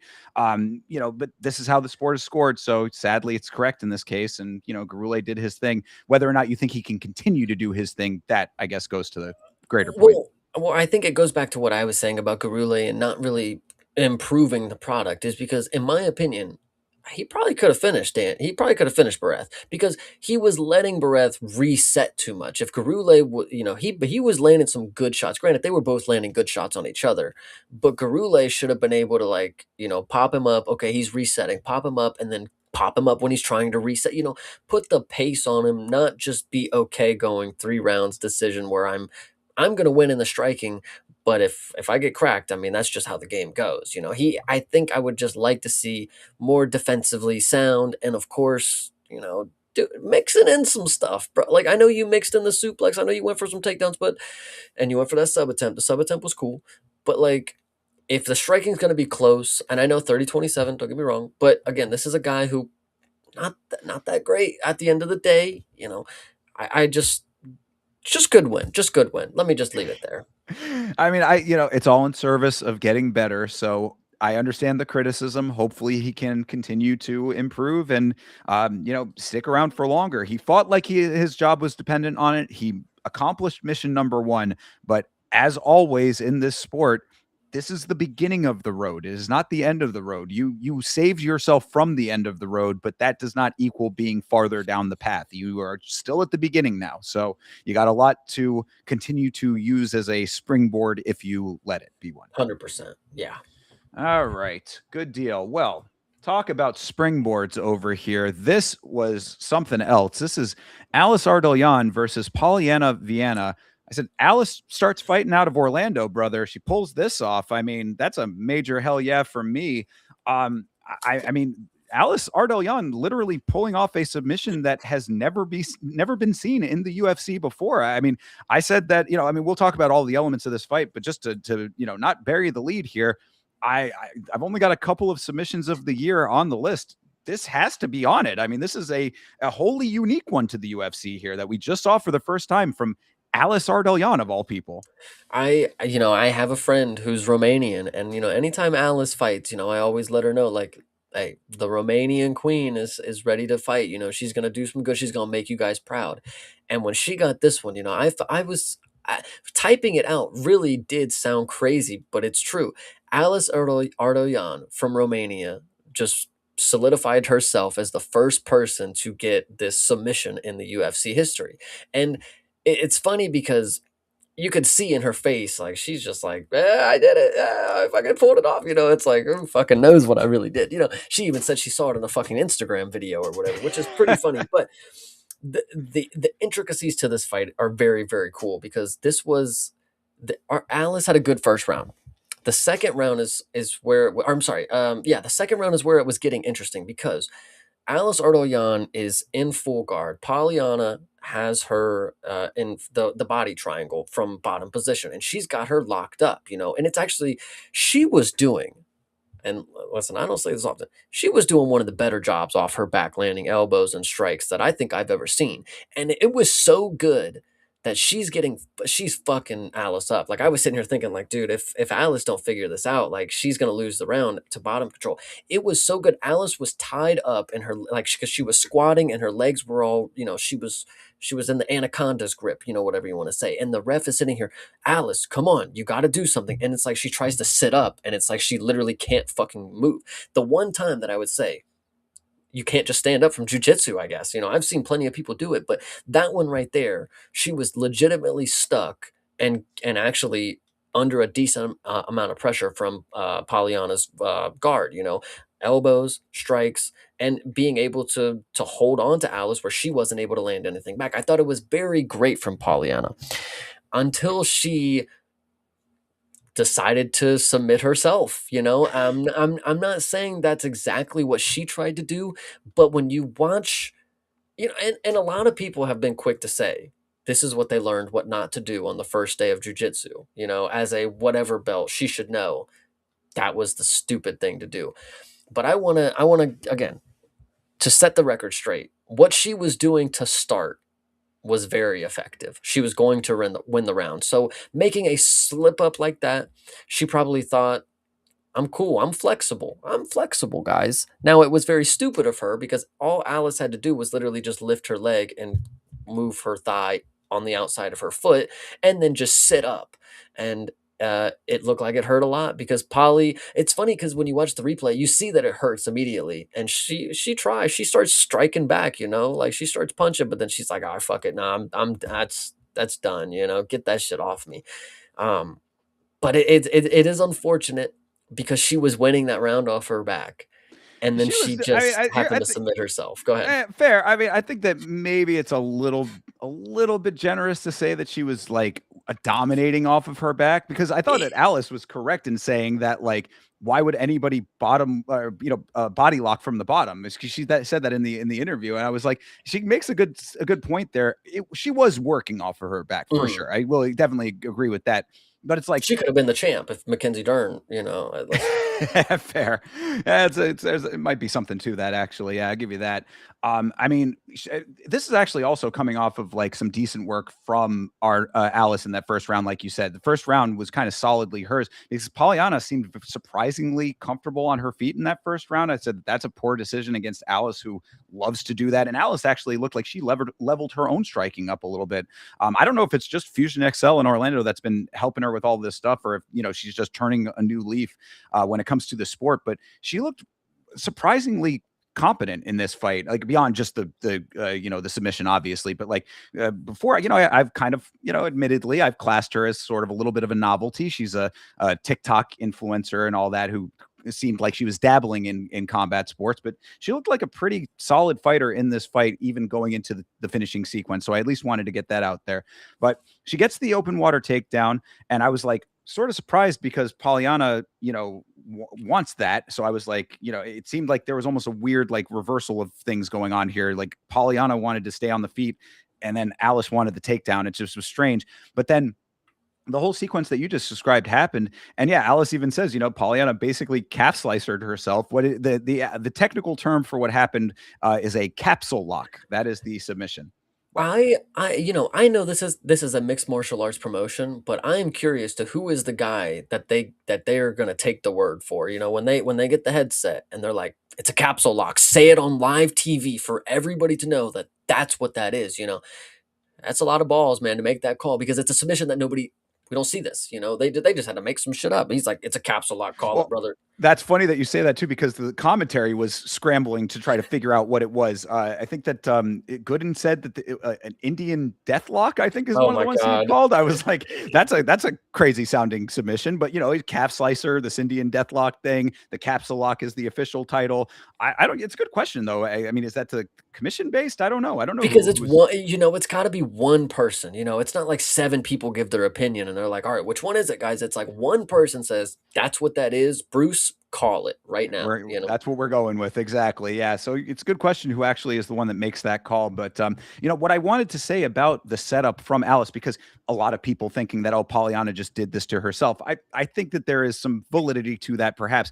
But Alice, if you go back and rewatch it, watching it twice, you see a little bit of the setup of it. And I give Alice a lot of credit for this because you see Alice at because there was one time Alice is kind of posted up. Pollyanna has the lock in, and Pollyanna kind of lifts her own body forward. She's off of her own back and kind of striking with her legs wrapped around the waist of Alice. I'm like, she's obviously working off of her back, like in a decent way to making this more competitive. That's what you were talking about.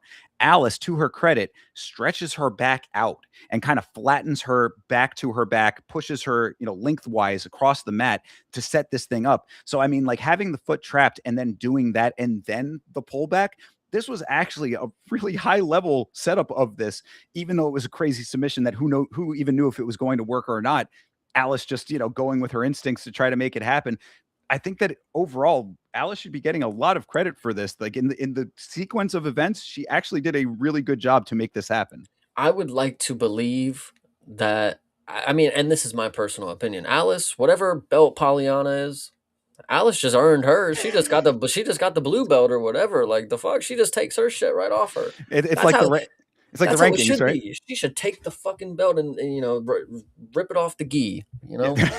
Yeah. I say it's like the rankings. It's like, you beat the guy at number 5, you become number 5, right? You beat the because I think Pollyanna is a black belt, I believe. I think they were talking about that. So Alice just earned herself a black belt. Congratulations. The last thing that I want to note, which is interesting about this fight, is so Alice lands a clean punch to the eye of Pollyanna, and Polly does the whole timeout, like stop, and Alice stops. The ref's like, go, no, and then he does like the whole do the replay, but then he has to like actually step it.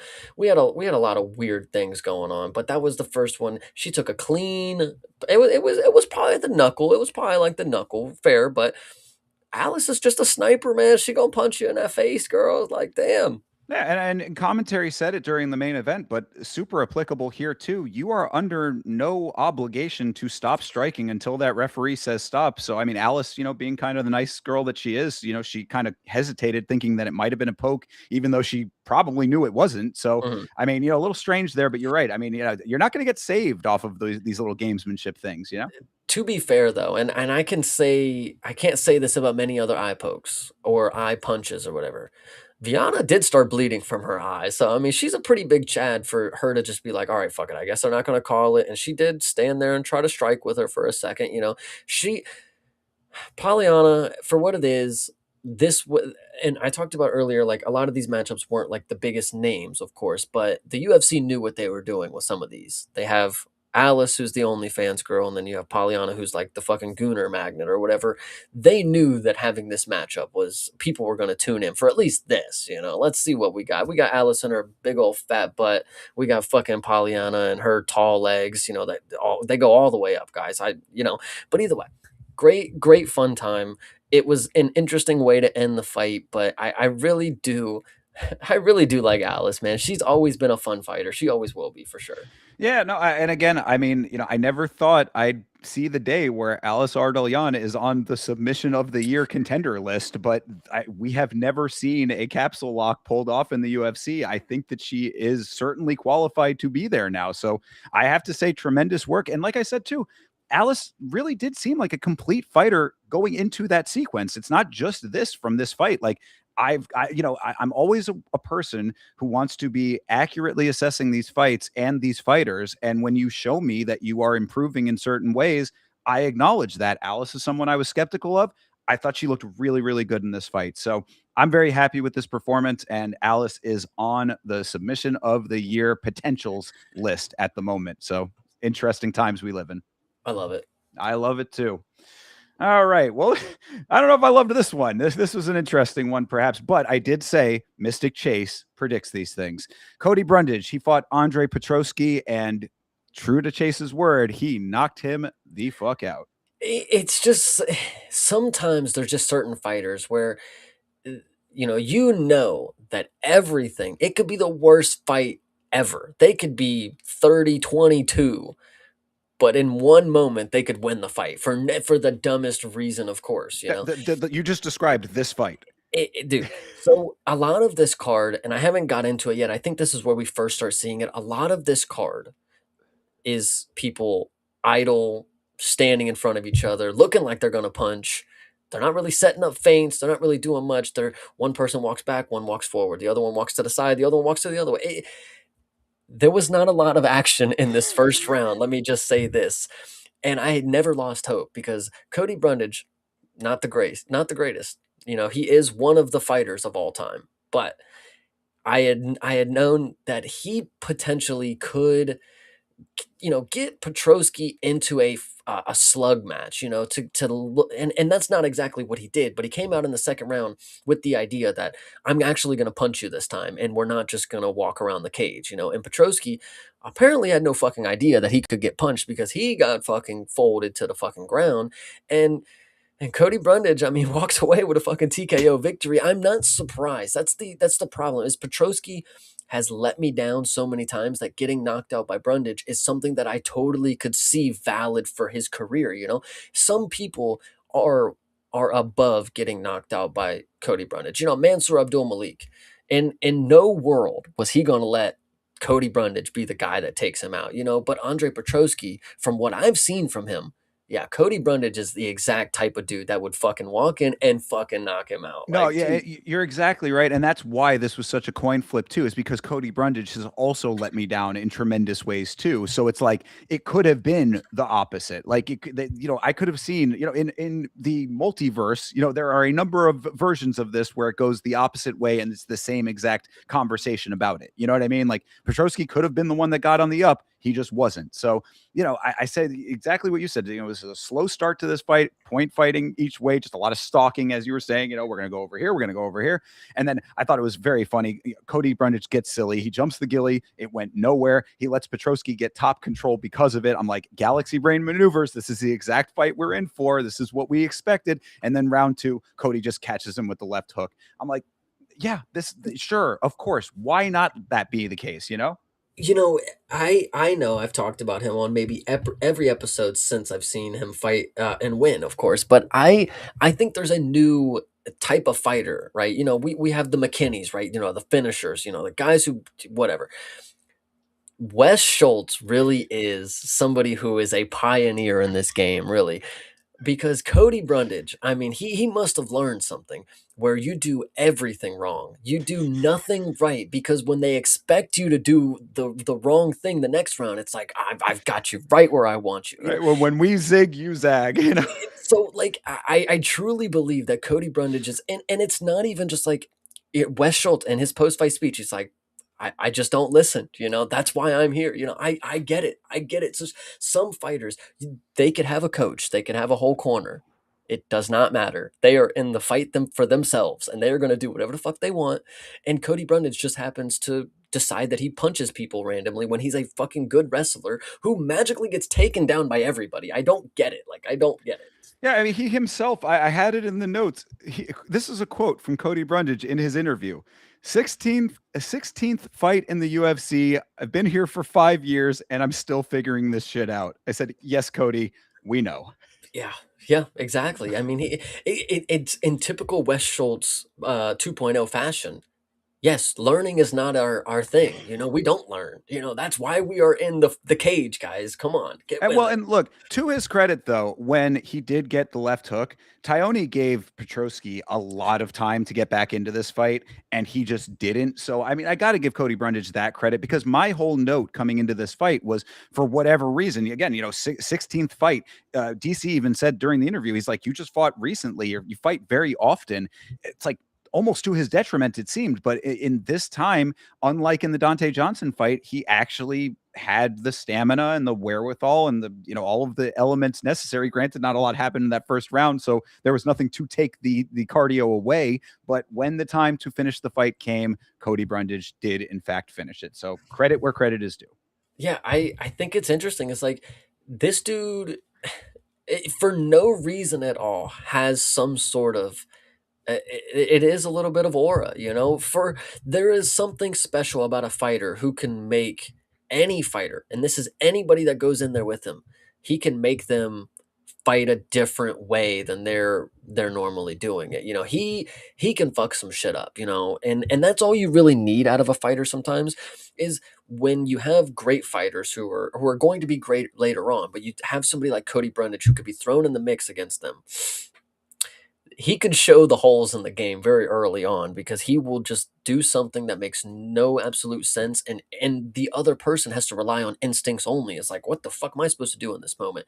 And Cody Brundage unfortunately has this ability to punch sometimes, and I knew that this was possible, and I'm glad that he made it look as goofy as it always does. Do nothing round one. Second round, I'll just act like nothing happened. Just nothing happened in that first round. I'll just knock him out, dispose of him quickly, and we'll just cry in the post fight speech. That's how we do it. Yeah, and if it works, then congratulations. And when it does not work, you get all kinds of goofiness. So You get a 12-9 record. Yeah. yeah, So right, exactly. So and as I said coming into this fight before, on the predictions when we were talking about it, this was a clean win actually. So I mean, thankfully Cody Brundage has all of that wackiness in his career. This was actually clean. It was a down the line. You knock a guy out, you finish him, etc. This is how it's supposed to go. So hopefully this could be a turning point for Cody Brundage. It probably will not be. no, they're gonna give him somebody else crazy, dude. I don't know who it's gonna be, man. Robert Valentine. God damn it, it's got to be. At middleweight, yeah, I mean, I guess it makes sense, right? This is gonna be Jason Jackson's debut.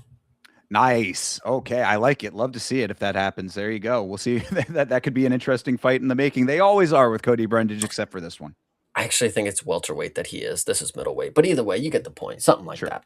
All right. Well, either way, Cody Brundage gets the job done, and good on you, Cody. You finally did it. The kid did it, man. Exactly. Cody getting the win. 2026 is looking up. Another one that I thought was actually kind of a good thing in 2026 was this fight here, Ketlin Vieira versus Jacqueline Cavalcante. We talked a lot about this fight on the predictions, and I had sadly a lot of negative things to say about Cavalcante, not because I dislike her, but because we talk about fraud checks in the sport, and I'm not necessarily saying that Cavalcante is a fraud, but I am saying that I felt that her record did not reflect the quality of a fighter that she was. I felt that she had gotten a couple wins gifted to her and that she had not been tested to the appropriate level that she should be in the UFC. Finally, she gets tested in that way. Ketlin Vieira ends up getting the win. I thought that this was exactly what should have happened, and this was basically what we predicted happening. This one was another one. Did I maybe hear, or maybe there was more? Did you say this was a good fight? No, I did not say it was a good fight. Okay. I just Okay. said that it was what I thought was going to happen.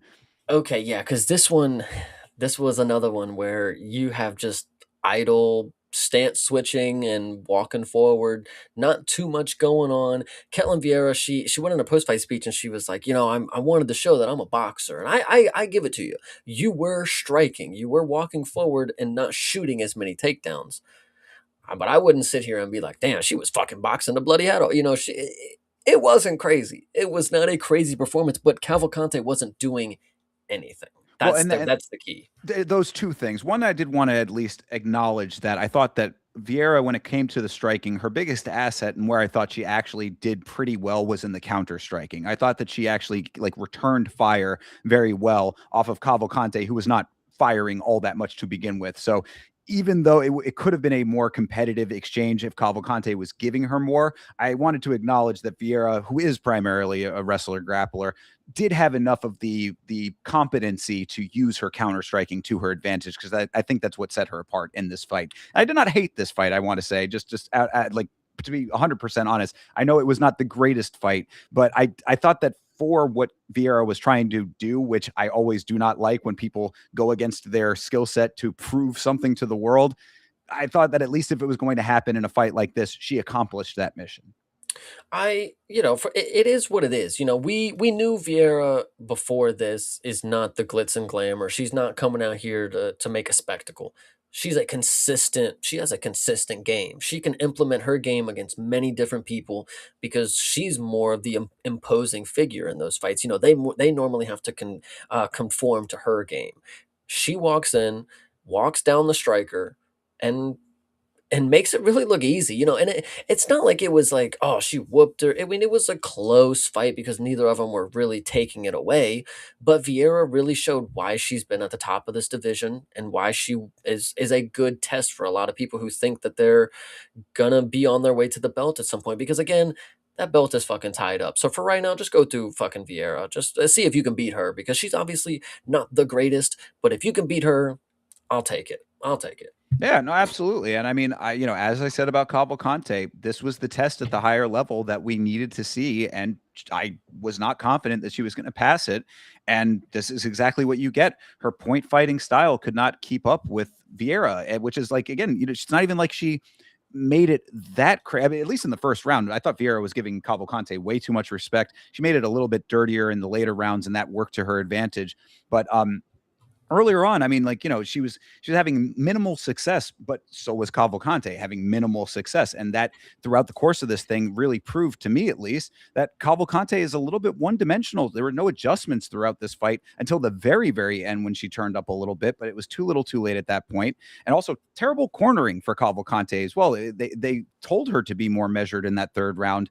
I mean, I don't know if there may be translation issues or whatever. I don't know if that played a part, but they had said on commentary that, she should be, that they said to be a little bit measured or whatever, that they said that she might have won those first two rounds. I thought that was a miscalculation. So I'm just saying, as the big picture for Cavalcante, this should also be a little bit of a wake-up call. Your point fighting is not going to work at the higher levels, and women's bantamweight of all fucking places where the bigger women play. And if your corner is saying that kind of stuff, you might want to question where their heads are at.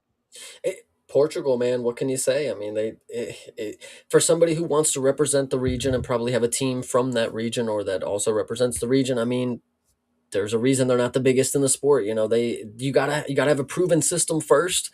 And if you're out here telling her that she won 2-0 and she didn't, I mean, there's a reason that you guys are probably fucking lacking in the talent department right now. You're not getting the proper information across. If you don't know why you fucking lost a fight, I thought I won the first two rounds. That's the fucking problem. So Yeah, whatever. and to think that she won the second round after she got taken down and accepted the position just like Shauna Bannon did. I mean, like, that should that not be a wake up call for you and your team? You know what I mean?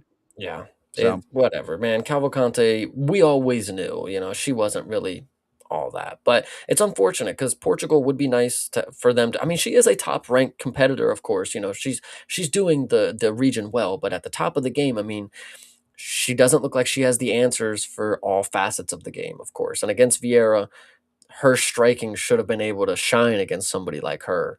And Vieira didn't really take her down as much as she could have fucked her. She could have fucking wrestle fucked her if she really wanted to. She got her down one time out of the four and controlled her for four, close to 5 minutes. I mean, it might not have looked very pretty if she really wanted to. Again, this was more just like, I'm going to prove that I can strike with you. So yeah, it worked, I guess. yeah, exactly, and it worked. And between her and Mario Pinto, Portugal needs a little bit of a come up here.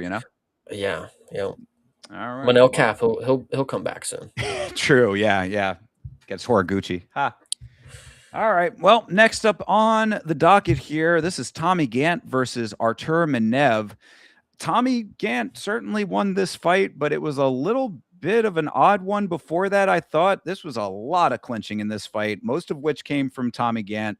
He clinched up Minev for a long time in this fight, even rounds one and for a lot of round two as well. Minev, I thought, showed some good get up game.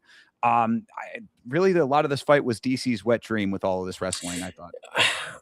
DC is exactly the person that I wanted to bring up. Did you hear the commentary of him during this Yeah, fight? if you ever thought that DC was biased in his commentary, Paul Felder made it very apparent that that is certainly true. And that's my thing is like, why is he able to be a commentator on the fight card of a guy who has been sleeping at his house, quote unquote, during the fight camp? Like that, like I don't know. That's a little weird. If he can't be the tough coach and the commentator, why can't he be? Why can he be just the random coach and the commentator?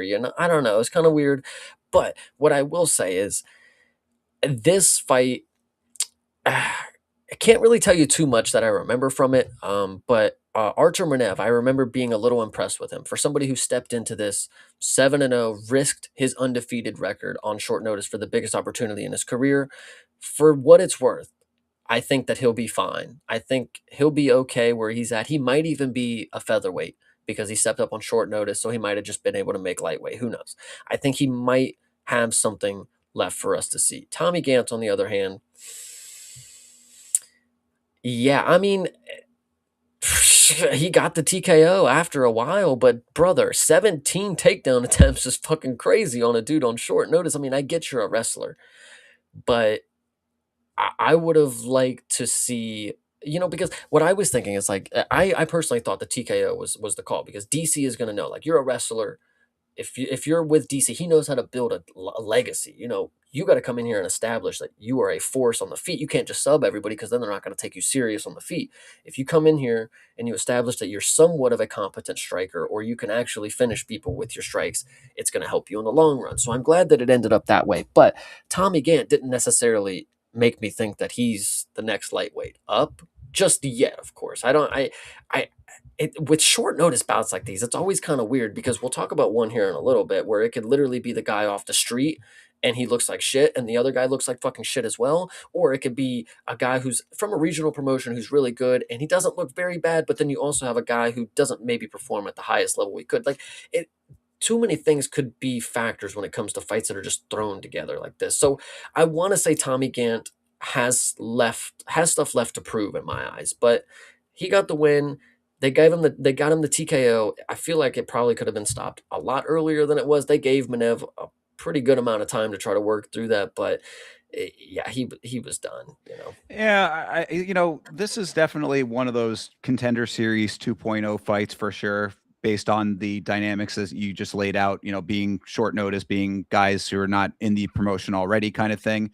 So hard to say, if this was the greatest showing that both of them could have had. I thought that Gant did some good work with his offense. He certainly was on the offensive a lot of this fight, hunting for engagement throughout. So he's really putting the pressure on Manev through a lot of this. And then, I mean, this really was another one long round kind of situation where it was Gant clinching him up, making Manev work, taking him down, Manev getting back to his feet. That's why I said his get up game was certainly good. Gant just sticky. I mean, just on his back for a lot of this and basically just chipped away at him until he sort of just folded. That was the one thing because he said, Manev still has something to give. I'm not saying that this necessarily defines him by any stretch, but if you go back and watch the finish of this, the sequence that led to Gant getting back mount and just blasting those shots to the side of the head, there really wasn't much that like made Manev like go down. He just sort of like dropped and kind of accepted defeat is what it looked like. And I'm not trying to say that this guy is a quitter or anything like that. It just it was hard for me to understand what I was like seeing from him at that moment because there didn't seem to be an inciting like power shot or like a credible takedown for like a sweep from the legs or anything. He kind of just went down. Gant takes the back, and then it's just headshots to both sides until he finally just wasn't able to continue on. And like you said, that was the other thing too, is that like they gave him the leeway. So it's like whatever there was, if you were needing to regen some energy, hard to do that when you're getting struck on both sides of the head, but at least he was given as much rope as he needed and just could not drag himself back into the fight. So I give Gant the credit here. He certainly got the job done. Manev showed some decent prowess early on in this round, but that finishing sequence just kind of left a weird question mark over this for me, and that's why I thought this was an odd fight. Yeah, 100%. No, I need to see more. I feel like there was just too many things going on where I can't judge this one accurately. At least even if I did, if I judge this for what it was, I feel like it's not going to lead me with a good representation of what's coming for next, you know. So Sure. I'll be hesitant to believe that this is the next guy up, um, just because again, guy from outside the organization, short notice, training for a different guy, a lot of different things going on, and DC's his fucking coach. So we'll see how this fucking goes. But Yeah, no, most definitely. Fine win for Gant in this one. We'll see if Minev comes back for another go at it in the UFC. But yeah, I agree with you. I think more information is definitely needed about Gant specifically. He was somebody that I was pretty high on coming into this because I saw him on the Contender Series and I remembered him from there. I was like, oh, that's a guy to watch out for. I'm going to need to see, more output, different looks. Striking is definitely, I need to see more of that, all that kind of stuff. So we'll see if, we'll judge off the next performance, but still 12-0, still undefeated. So, and then delivering the first loss to Minev, Minev has gone. 100%, yeah, good win for sure. Indeed. Better one than this one. Next up is Tuco Tokos versus Ivan Urslan. Round one of this fight said, man, okay, we got a banger on our hands here. Both guys getting rocked. This looked like it was, on trajectory to be one of those just all out barroom slugfest kind of fights. And sadly, then the rest of the fight happened. What'd you think of this one, Chase? Well, the first thing that I want to ask you is if you remember me telling you why long hair or having your hair is a bad thing if you want to be great, and is because this performance right here shows it all.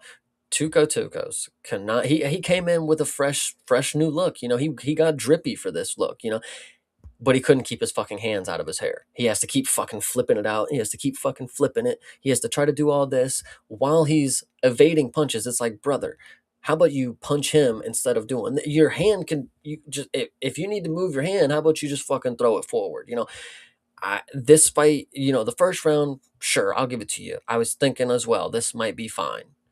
But the fact that this went two more rounds after that first round, and you had, because in the first round, it did look like they were decently ready to try to slug it out, you know, like they were willing to knock each other out. But after the first round, you just did not see, you saw the hesitation from both of them that they were just unwilling to just risk it, you know, like they didn't want to put their chin on the line to beat the other guy. And that's exactly why we got two more rounds of not much happening. I would swear, like Ivan Urslan, I picked him to win, but I don't think that he really, I think he was still in the skating by mindset. After the first round, I think he was like, I got this. He's just going to walk that way.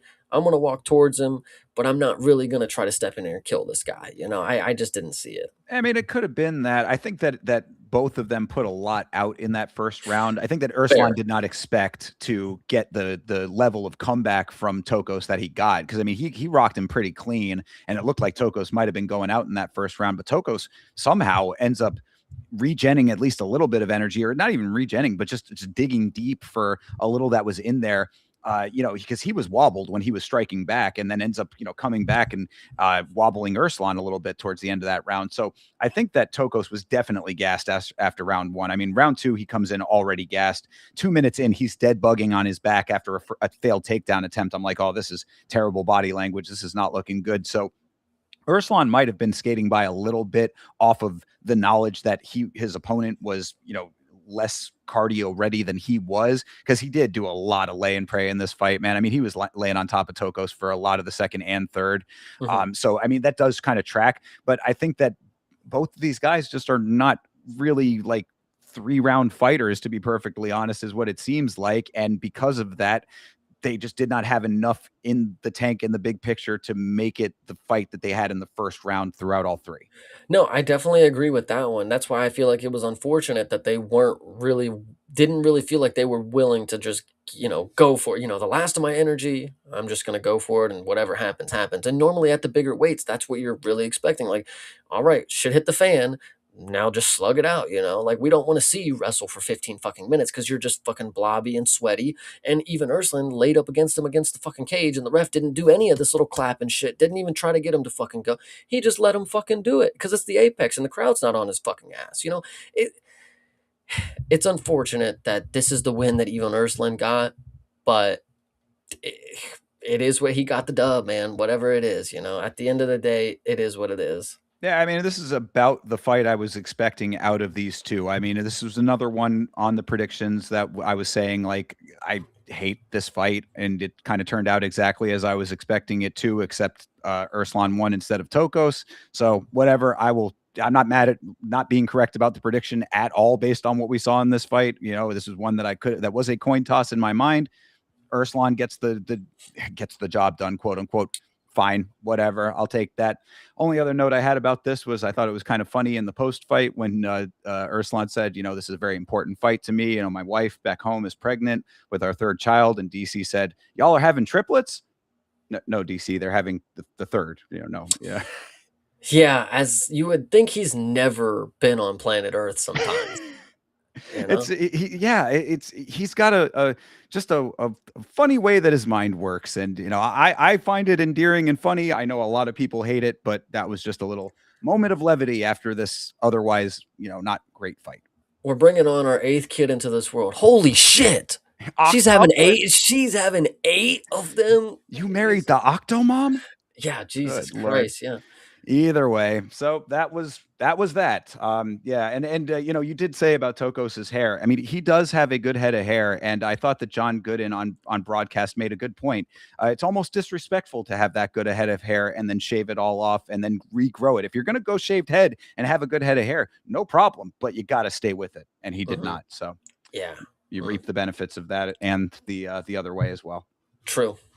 All right. Well, next up, Nikolai Veretennikov versus Chaos Williams. Man, of all the fights for Chaos Williams to finally show up in, he picks Nikolai Veretennikov to make Veretennikov look like the fighter that I initially thought him to be, which is a crazy thing to me because Veretennikov tricked us into thinking that he was better. Now, granted, I will say though, this fight this was not like a he tricked us fight in like what actually happened because both of these guys came out swinging from the start of this thing. I thought that the setup of this was pretty good. This was two-way striking from the beginning of this fight. Both guys throwing with pretty impactful and intentional striking. So you know this was kind of one of those fights where one dude just kind of finds the shot, catches the other one. You know they're trying to stay defensively sound while finding the openings and getting the offense going. It's a, you know, a high paced chess match to an extent. So I'm not too mad at that part of it. But again, I go back to the point of Veretennikov being someone I was always a little bit skeptical about, and of all people, Chaos Williams being the guy who actually proved that to be correct was certainly unexpected. I am with you 100%. When it happened, I said, "Oh man, that yeah." I mean, I'm not gonna say we were right. You were more right. We knew that Austin Vanderford is not anybody that's great, and for him to finish him on short notice. Granted, it was short notice for both of them. It was a weird-ish bout, but he came in and got 2 finishes after, you know, or I'm sorry, he got a decision win against Prado, and then he got the finish against Nico Price. So I was believing in him a little bit. I was thinking maybe it was just a slight hiccup, but I mean, Chaos Williams for what it is, a quality striker. I think, in my opinion, at the end of the day, I was thinking Nikolai Veretennikov was gonna have a game plan. You know, he wants to be good. Let's not strike with the dude who doesn't get knocked out very much. I figured. Let me say this: I'm not gonna say I know because I ain't seen it. I only saw him get manhandled by Austin Vanderford. I would assume that where this dude is from, he has some sort of grappling, wrestling in some manner, just a takedown of some sort. But evidently not. Evidently not, because he did not shoot on Chaos Williams. But like you said, he really just got caught, clipped, knocked down. Ref stepped in. I mean, there really wasn't much more to say. It wasn't even that bad. Like I didn't feel like mad, like oh man, Veretennikov, no. But like when you see it happen, it's like yeah, that tracks. That definitely Yeah. that adds up. Well, and that's why, like, I was actually like wanting to make the point that this was not a bad fight. I thought that this was actually a pretty competitive fight, all things considered. There, it's not like Veretennikov was not throwing. I mean, he certainly was trying in this fight. In fact, the one note that I did have was when Williams finally did start to pick up the momentum and it started to shift in his favor. It was after he caught Veretennikov moving backwards. He actually used the momentum that they both were having to kind of crash into him against the side of the octagon, which you know was the start of the ending sequence. I don't think that it necessarily was like the major impact from that did it, but like it was the one time that he actually was able to get Veretennikov to disengage, that he was having that success. And that I thought was like, okay, you stayed the course through heavy adversity to actually get him backing up. Then you capitalized on it with your own movement. Credit where credit is due. I mean, that, you had to be in the fight to make that happen. You could not have been backing up yourself to make that happen. So I think that Chaos Williams, like, this is one of those ones that if it's neck and neck, you have to be the guy that's going to say, I'm going to be the one step better. That's what happens when you do that. So I thought that sequence was definitely good. And then Chaos Williams definitely had the instincts to realize that Veretennikov was finishable at that point, because if you saw, from our perspective, at least, Veretennikov was on some shaky legs for a minute there. He was doing the chicken dance for a little minute. So, Yeah. Williams could have level changed. We literally were just talking about that on previous cards with the fight IQ. Fucking Mateusz Rąbecki, a guy who would have level changed in a situation like that. No, Chaos Williams said, look, this guy is out on his feet or close enough to it. I'm gonna make this fight my own. I'm gonna finish him off, and then he did. And I was like, that is exactly what should have happened. So credit to Chaos Williams on this one. Absolutely. I agree. Yeah. Hmm. And Veretennikov, you're on notice, because I already was. You've been on notice for all of this time, but now I'm like, you're right back to where you started. Yeah. All right. Next up on the docket, then, if there's not too much else to talk about that last one, Timmy Kwamba versus Bernardo Sopai. This was another one that I thought was kind of similar, actually. Really, my first note was that a lot of the notes are the same for the Veretennikov and Williams fight as to this fight. Like, good, solid trades, nice combinations, and eventually one guy got caught. I think that the one thing I would say is that Sopai came into this fight putting a lot of pressure on Kwamba, which I thought showed a level of confidence that I wasn't necessarily expecting from him, purely off of his track record. I mean, this is a guy, we talk a lot about him being on the wrong side of the flying knee from Vinicius Oliveira.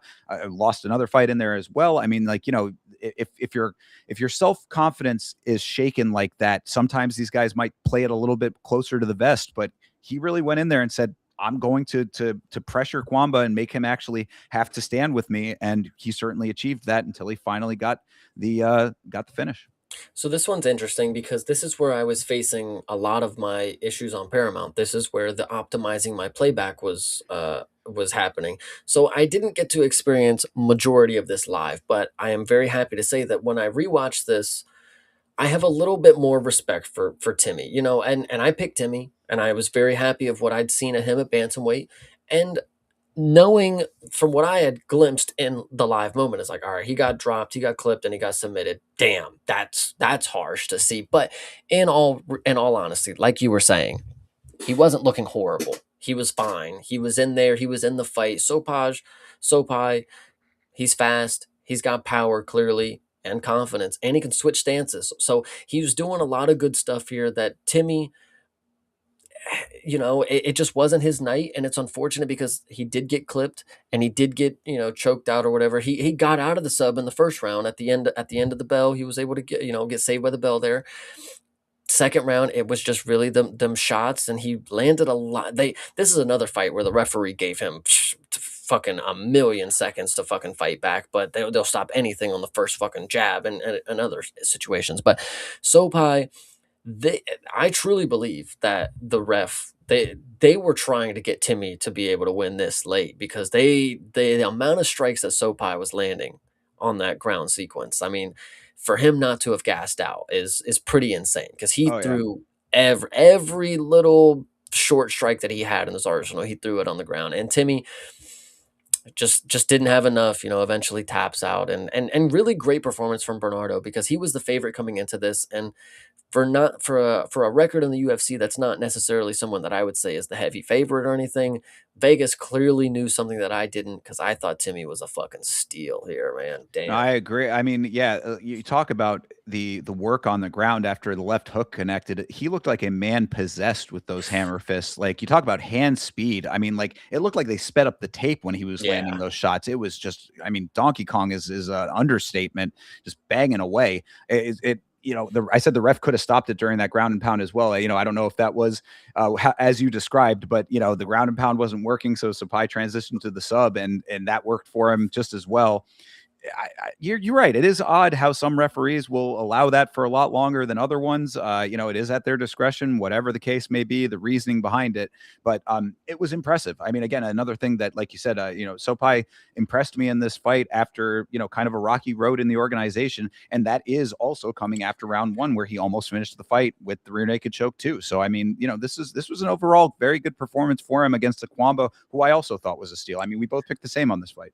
I know we throw this around a little too much now these days, but he's got a little bit of Ilya Taporia to him, guys. I don't know. Sopai he's got the look and the hand speed, and it looks like he can crack too. I mean, I'm not saying he's flatlining people, but I think the skill set that he has, I don't know, guys. I kind of like Sopai a little bit. I'm not saying I never did, but I'm glad that he proved that he can win against a very good prospect. So Yeah, yeah, absolutely. I mean, it might be a little bit of a stretch of a comparison only at this point, though. Go out there and continue to win. He's 13-3. I mean, like this is a fine record to continue to build upon. Go have a win streak now and make it so that that's an accurate comparison. I thought it was all pretty well laid out here, and again, Kwamba was not a sitting duck in this fight. I mean, he was landing a couple of decent shots early. I'd say that maybe the differential was certainly to Sopai's side. Obviously, you see the striking numbers are pretty significantly stacked in his direction, but it's not like Kwamba was just sitting there just taking shot after shot. He was trying to throw a couple and he had a good combination to start the second round. So I mean, this is a dude who was out there trying to win himself, and Sopai made it happen. And when you let him get his hand speed going, that's what really impressed me. If he can keep that level of speed and accuracy up, now, I mean, obviously, ground and pound's not necessarily where you need tremendous accuracy, but if he can pair that on the feet, with his overall game plan, I think that he could be pretty dangerous going forward. hell yeah. And it's a lot better of a look that the only person that he's lost to in the organization has now moved out of this weight class. So that's good. Yeah. Oh, was that his only loss? Vinicius, yeah, I'm pretty Yeah. sure. I thought he had one more in there. Maybe I was wrong about that. I think he beat Ricky Tercios or something. Yeah, so he's lost to Vinicius Oliveira and then beat Ricky Tercios. Yep. Okay. Sorry. Then I misspoke earlier. Then, yeah, then look, a flying knee knockout should not be the thing that shouldn't be the thing that defines you by any stretch. He got caught with a flying knee, an unusual move in the grand scheme of things. Be a little bit more defensively aware, perhaps, against craftier guys. If that's the note, then fine. But if you saw what he can do against Timmy Kwamba, who's a pretty good up and comer himself, I think that this Sopai might be doing it big for Armenia, or excuse me, Hell yeah. Albania. Yes, Albania. Yes, the greatest flag of all flags, by the The way. flag is sick. It's the hardest flag on the planet. I love it. All right. Well, that is that fight. Let's move on to this fight. This was Modestas Bukauskas versus Christian Edwards. This was a catchweight fight due to Hidalgo Bellato pulling out.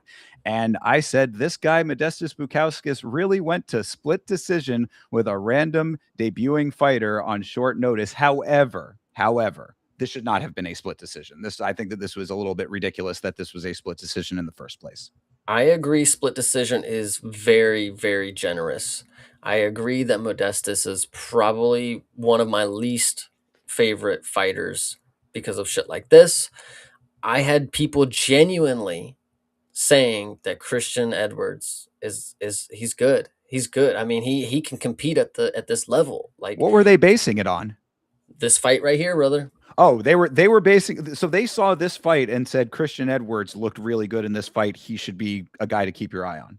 Yeah, I hope it was satire, brother. But Ah, I don't know, but yeah, I mean, this is by far Modestas Bukauskas, and I'm trying to be as nice as possible because I could say it in many different ways, but he at times is one of the bro. He would get Christian Edwards. He had him like rocked at one point because that's like the only thing that happened. And then he bum rushes him and holds him up against the fucking cage. And the biggest problem that I have with this is, it's one thing you're cage clinching and you're looking for elbows, you're getting some knees. He's holding bro up against the cage, looking around with like the look on his face, like he's fucking terrified of fighting. Like, and that's what pisses me off. It's like Modestas Bukauskas. You have a guy who walked in here on 2 days fucking notice or whatever. You're a guy who has knocked out plenty of people in your life, but all of the sudden you land 36 significant strikes while in the midst of holding him up against the cage and looking like you're terrified of fighting. Like it made me so mad. Like, bro, England, you guys gotta. There's no more Lithuanians that can train over there. I'm serious, bro. This dude makes you guys look so fucking bad because he has no fucking urgency to win fights by finish. How has he ever done it? I've seen him fight people and he literally just fucking stands there. This is another fight where you have two dudes who just idly walk towards each other. The other one walks away. One walks this direction, one follows him. There's nothing that went on in this fight that was of substance except the time that I looked at Modestus holding him against the cage and I said, why does he look terrified? And he's winning the fight. Like, Well, I mean, this goes back to the note that I made about Chaos Williams in the Veritanikov fight. I mean, this was a low fight IQ moment here. And also, the thing with this, too, Modestus hurts Christian in round 2, then goes into the clinch. They break the clinch. He hurts him again and clinches again. So you had 2 of the same sequence. I said, what the fuck is this fight IQ right now?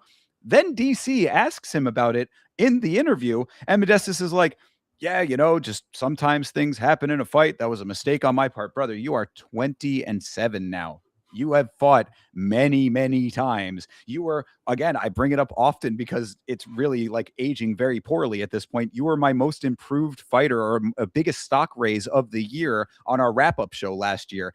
Where is your awareness in a fight? I mean, like, again, and also in a fight like this, round 1 was Edwards clinching him up the entire round. You should have known at that point that if you can get a little distance, he took round 1 off of minimal kicking. I mean, like, that's where I gave him round 1, just off of a couple of decent solid kicks. Strictly off of that damage is why I gave him that round. So if that is what round 1 was like, and you have him hurt in round 2, I don't necessarily know if he looked, terrified or whatever. I mean, like, fair if that's what you saw. But my point is, regardless of that, should you not have known that this was a finishable fight at that point? Like, I mean, all of those elements should have led you to at least attempting to go for the finish. And he solidly did not do this. Again, I brought up Mateusz Rambecki before. Similar fight IQ problems here is what it felt like to me. And then Edwards ends up getting round 3 where it's nothing happens and he's cage cuddling the entire time. Modestus, you allowed that to happen. That is, you went to a split decision based on your poor fight navigation, and that should be the takeaway from this. It's really very crazy to think. Like, and again, this is a debuting fighter on short notice. This should not be the case for a guy whose record was 19-7 coming into this fight. yeah, no, I agree with Johnny the God. I mean, he's so frustrating. Like, Modestus is one of the bro. I mean, I really just have nothing left to say. I mean, seeing something like this, seeing them give a split decision, it really should amplify the idea that this dude he's just not that good. He's never really gonna be. Bellato probably would have beat this dude, guys. Like, and that should show you right now. Like, Jesus Christ. Yeah, and Modestus is one of those when going for the deep pulls goes wrong on my part when it comes to the biggest stock raises, because just as quickly as your stock can raise, he'll probably be on the other side of that list. Biggest stock drops when it comes to the year end wrap up this year, because I mean, this is now coming off of the Nikita Krylov loss. This is now this performance here. I mean, bro, like, you had the ability to be mounting a come up after a career that had already been multiple fights in. This should not be the conversation whatsoever. The only other note that I did have was that the one judge, pardon me, the judge who gave it to Edwards was Junichiro Kamijo. That dude must really love hugging. So I mean, like, just be aware, because I know that, Chase, you keep track of these judges and their decision making at times. That's the note for Junichiro Kamicho. This dude will give a split decision, or give the decision to a guy who literally just holds you against the cage for the entire time, and that goes back to our point about taking into consideration takedown defense, which is not one of the metrics right now. So always be aware, if Junichiro Kamicho is one of those judges, know that something like this could end up being a split decision when it should not be. Hell yeah, no, yeah, that dude's. I don't know what he's on, but to be fair, I wouldn't have. Listen, if they would have robbed Modestus somehow, some way, I can't tell you I would have been too mad. That dude deserves to fucking lose a fight for doing shit like this, bro. And I mean, it really does go to that point. Like, look, if it would not have been right, But you really have no one to blame but yourself in that situation because you had every opportunity to outright win. Why they always say, don't let it go to the judges. This fight right here is the exact reason, bro. You skated by off of one scorecard when you could have just won and there have been no questions asked. Should Yeah, not be the case. 100%. It's crazy. It is crazy. Thankfully, Uh, it's over though. Yes. Well, it's over for that fight, but equally as crazy to a lot of people is this next fight. And this is a lot of conversation going on around this one. So I'm interested to hear your thoughts here. This is, of course, Malcolm Wellmaker versus Juan Diaz. Gooden at the start of this fight said Malcolm was quote unquote keen to show his evolution in this fight after the Ethan Ewing fight. I said, "Welp, I don't know if evolution is exactly what we saw here. We certainly saw something, and it seemed like a lot of holes in the Wellmaker game that are making it so that a lot of people are losing a lot of faith in Malcolm." Well, I mean, yeah, I mean, losing faith is really just the start of it. I mean, I'm here for Malcolm. I'm not going to be one of these guys that jump ship because from what I saw, this was clearly this was just a confidence thing, I would say, because Malcolm didn't make the wrong choices. He didn't make the right choices. He basically just did nothing on the feet. His main weapon, which is his striking, did not utilize it at all. Did not throw teep kicks very much, didn't throw body kicks, didn't set up the left hook, didn't do anything. And that's really credit to Juan Diaz, to be fair, who is one of my favorite archetypes out of the Contender Series. Latino guy with a bunch of experience, and he's ready to fucking prove himself because he came in here. I mean, to be fair, looking at these striking numbers, like it kind of feels like there was a lot more happening on Juan Diaz's side compared to Malcolm Wellmaker, and the strikes are as close as they ever are. It's weird, but Juan Diaz really did a lot of impressive things when it came to baiting Malcolm into thinking that shit was sweet, man. Because second round he gets him down, he takes him down and fucking chokes him out. And that's the worst part of it all, is because he takes him down so easily. And Malcolm in the first round was doing a good job of, not letting the threats on the submission be there. He's sitting up against the cage. He's able to get back to his feet once or twice. But then in the second round, he gets taken down and he gets taken advantage of. That's really the saddest part about it, because he gets choked out.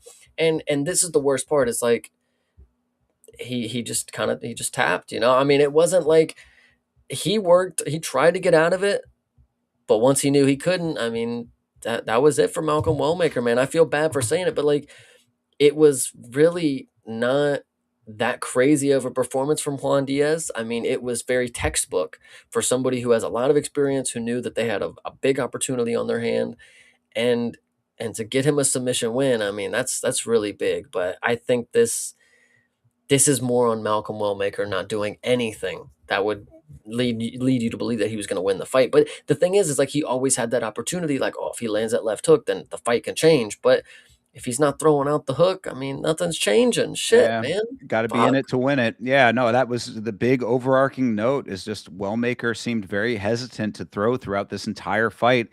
I want to say that this almost feels a little bit like a self-fulfilling prophecy if Wellmaker was that concerned about the takedown. However, I mean, maybe I don't remember the Contender Series fight well enough. Did Diaz show us like a ton of high level wrestling on that fight? I mean, it didn't feel like it, at least in my recollection. Maybe I'm, like I said, maybe I've got holes in my remembrance of it. But either way, I mean, like, to allow the amount of respect that Wellmaker was giving this guy, who was coming out very aggressively. I mean, like Diaz, to his credit, he wanted this win. You could tell that from the very beginning here. Like you said, an opportunity in front of him, he was taking it. The wrestling was very nice throughout all of this in round one and then into the sequence that ended it. Mat returns looked good, nice transitions and control. I said, this guy is as he said himself in the post fight, well-rounded fighter is what it seems like to me. I mean, I need to see a little bit more of his like prolonged striking, I would say, based on what we saw. Obviously, a spinning elbow knockout, not going to give you the full impression of what his overall striking game looks like. But what I saw in this fight, I mean, like, at least as far as the ground game goes and the wrestling to back it up to get him to the ground, is like he was doing the damn work here. I thought that Malcolm navigated the wrestling in round one decently, but never overtook. And it's like, if you're not going to throw your hands and you're worried about the wrestling, then you get into the wrestling sequences and you can't overtake in those sequences. I felt like maybe he was in a little too in his own head. You know, and I think kind of what you said, maybe a confidence issue, maybe overthinking things a little too much, but this is a fight, bro. You don't have that time to, to be in there to going through the X's and O's. It's just you gotta have that instinct to navigate those sequences and be effective. And unfortunately, he was not. Of course, I also do want to talk about our one instance of judging, or excuse me, refereeing oddness here. There was the illegal knee or lack of illegal knee. We can talk about that in a minute here. But overall, just to finish my thoughts on Diaz, when you allow the runway that you gave him, and he's taking it as seriously as he was. This sadly was an inevitable outcome. And as I said, it could have been a self-fulfilling prophecy if you were just that in your own head. That's what you get out of this. And Diaz looked tremendous with all of his wrestling and the eventual submission. So I got to give him a lot of credit there. And if it is all on Wellmaker's side, the only other note I had, and I will allow for this if Diaz proves it, is that Ethan Ewing is one of the best prospects that we have at bantamweight right now. If Juan Diaz also becomes one of the best bantamweights that we have, then this could have just been very, very poor luck for Malcolm Wellmaker. But I'm going to need to see that until I give him that credit. You know what I mean? Yeah, I definitely agree. But to your point, I do want to bring up the illegal knee because you're right. Sure. There is a weird issue that these people who are at the UFC promotion who are watching the replay, I don't think that these people are able to distinguish what shoulders are versus neck because your shoulders end where your neck begins. He knees him directly in the neck and they're like, no, but it hit his shoulder. And if it bounces up and hits his head, then it's like, bro, he need him not in the fucking shoulder. Throat strikes and neck punches are illegal. He knees him in the fucking throat, brother. Like, Well, see, I guess that's where the controversy comes. I mean, like, did it not land directly here? Did it land here? You know what I no, mean? Like, it like listen, questionable to me at least. I mean, like this is where it kind of gets. Let me just describe. I'll read my notes off and we can talk it through just so for anybody who didn't see what we're talking about here. So, right hand drops Wellmaker. That's a big note of all of this. Remember that this all started because Malcolm Wellmaker got dropped. So I don't want that to be like not part of this conversation. But so the right hand drops Wellmaker before the end of round one. Diaz goes in for a knee, which landed where it looked like on his shoulder. You're saying on the neck. We'll talk about that part of it. Time is called with 1 second left in the round. Interesting element of it. They had to restart with 1 second left, but whatever. Malcolm was actively moving upwards to grab the waist when the knee lands, which to me looked like it landed on the body. Again, we'll talk about the placement. I personally didn't see a problem with the placement based on the replay, but it is hard to tell with the angles that we had. So referee tells Diaz it was a reckless throw. My note to this was, so what? As John Gooden said, if it's a legal strike, it's a legal strike. Keep your conjecture about how close it was to getting into the danger zone to yourself, referee. That's not your call to make, whether it was reckless or not. If it's legal, it's legal. If it's not, it's not. Then DC talked about the incidental contact to the head and neck. There is an actual conversation about that, I suppose, in there, but the initial contact took precedence in this case, I would say. Broader conversation can be had. So anyway, that's what happened. So Chase, go ahead and based on that, you're saying that you thought it was the neck. oh yeah, no, it was definitely neck, and and even if it wasn't, I mean, he was aiming for his neck. I mean, so and that's really where it comes down to is his intention was to land an illegal move, and whether it's the same thing with Melissa Gatto. Or not, Dione Barbosa. She tried to play the game. She tried to get it right when she could, and that's where the gray area is. It was legal, and then it wasn't. Same thing happened here. He took a shot. I don't mind stuff like this because, like, as a fighter, you're trying to win the fight as however you can. Sometimes, if I got to knee him, I got to knee him. I'm not really thinking all too much about the We were, stipulations.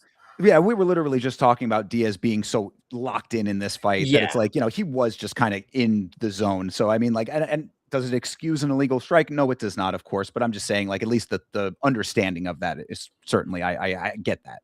yeah, but so I Diaz was trying to win the fight, and he definitely did. He ended up getting the sub, and Malcolm Wellmaker just let a lot of people down, and a lot of people are not going to root for him ever again. They're going to say this is the biggest fraud check ever. This is a fraud. Blah blah blah blah blah.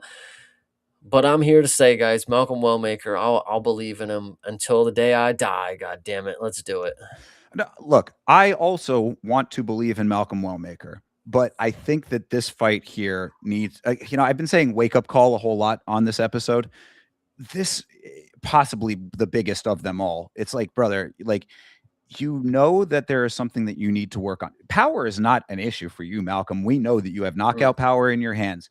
Your striking is good. Your footwork is pretty good as well. All of the boxing elements, you can let those sit for just a little bit. You need to be drilling. You need to go Piotr Jan. You need to be drilling the one thing that you were weak at right now until your next fight. And do not let yourself get into a Joaquin Buckley situation where apparently you're training it for an entire year and then none of it comes out in the fight. Whatever the case may be, the point is that you showed glaring holes here, mostly in that one area, but also, if we're speculating and we are correct, a little bit of the mental game as well. And, mhm, and I'm not saying that he's mentally weak or anything like that. Don't think he needs a sports psychologist based on this or anything like that. I'm saying you need to develop the confidence as a fighter to know that you have the skill set to counteract whatever is coming your way and be effective in all of those areas. And if it is a hole in the wrestling and grappling area, that needs to be taken care of immediately so that you can be the fighter that you already have proven to be and that we can have that confidence in. Because if you are allowing this type of performance to happen and this is the crowd reaction, it's not going to get any better. And fucking bantamweight, where you got Umar Nurmagomedov, I mean, like, you got so many guys who pulled the same style, dude. You're going to get ragdolled all over the place if you are in your head even a little bit in a fight. So just those adjustments need to happen very quickly, because I also want to still be on the Wellmaker train. yeah, 100%. It's gonna be a tough climb back, though, Malcolm. Figure it out, brother, please. Yeah, you got to. I mean, like, and look, somebody had said might be time to change camps. I'm not the one who's going to make that call for you, but if you are already topped out, leveled with your striking, at least take the option to go train around a little bit. Find a gym that that can cater to the specific needs that you have. Fuck 2-3 years in Dagestan and forget, brother. I mean, if that's what it takes, you know what I'm saying? True, So. 100%. All right. Best of luck to Malcolm. And I mean, and just to finish it up, Juan Diaz, looking forward to seeing him fight again. If he fights with that same level of intensity, could be a good prospect. No, I will say I was skeptical and I was hating, saying he probably wouldn't have been in the UFC if he wouldn't have landed that spinning elbow. But I would like to say that that would have been the wrong call by the organization. That he deserves to be here. The skills he's shown, the aggression, the he's good. I appreciate him. Yeah. Show me a prolonged combination on the feet, and I'm sold. Cool. All right. That takes us to our co-main event of the evening. Duho Choi versus Daniel Santos. Super boy Choi in this bitch. I was so happy with this fight. However, I will certainly caveat that by saying Duho Choi trusts his chin like nobody's business, because this dude, Daniel Santos, was spamming crazy power shots throughout the first round of this fight. And Choi was just navigating, tanking damage, and soldiering on. I didn't watch this live. I watched it on the rewatch. And, this was one that unfortunately was spoiled for me. I really wish it hadn't have been, because I would have been very nervous watching round one. This was a pretty good scrap. I mean, I will agree with you when it comes to Doohoo Choi. That was the thing that I can see why this dude has fans. I mean, to be in a fight is one thing, to be composed is another thing.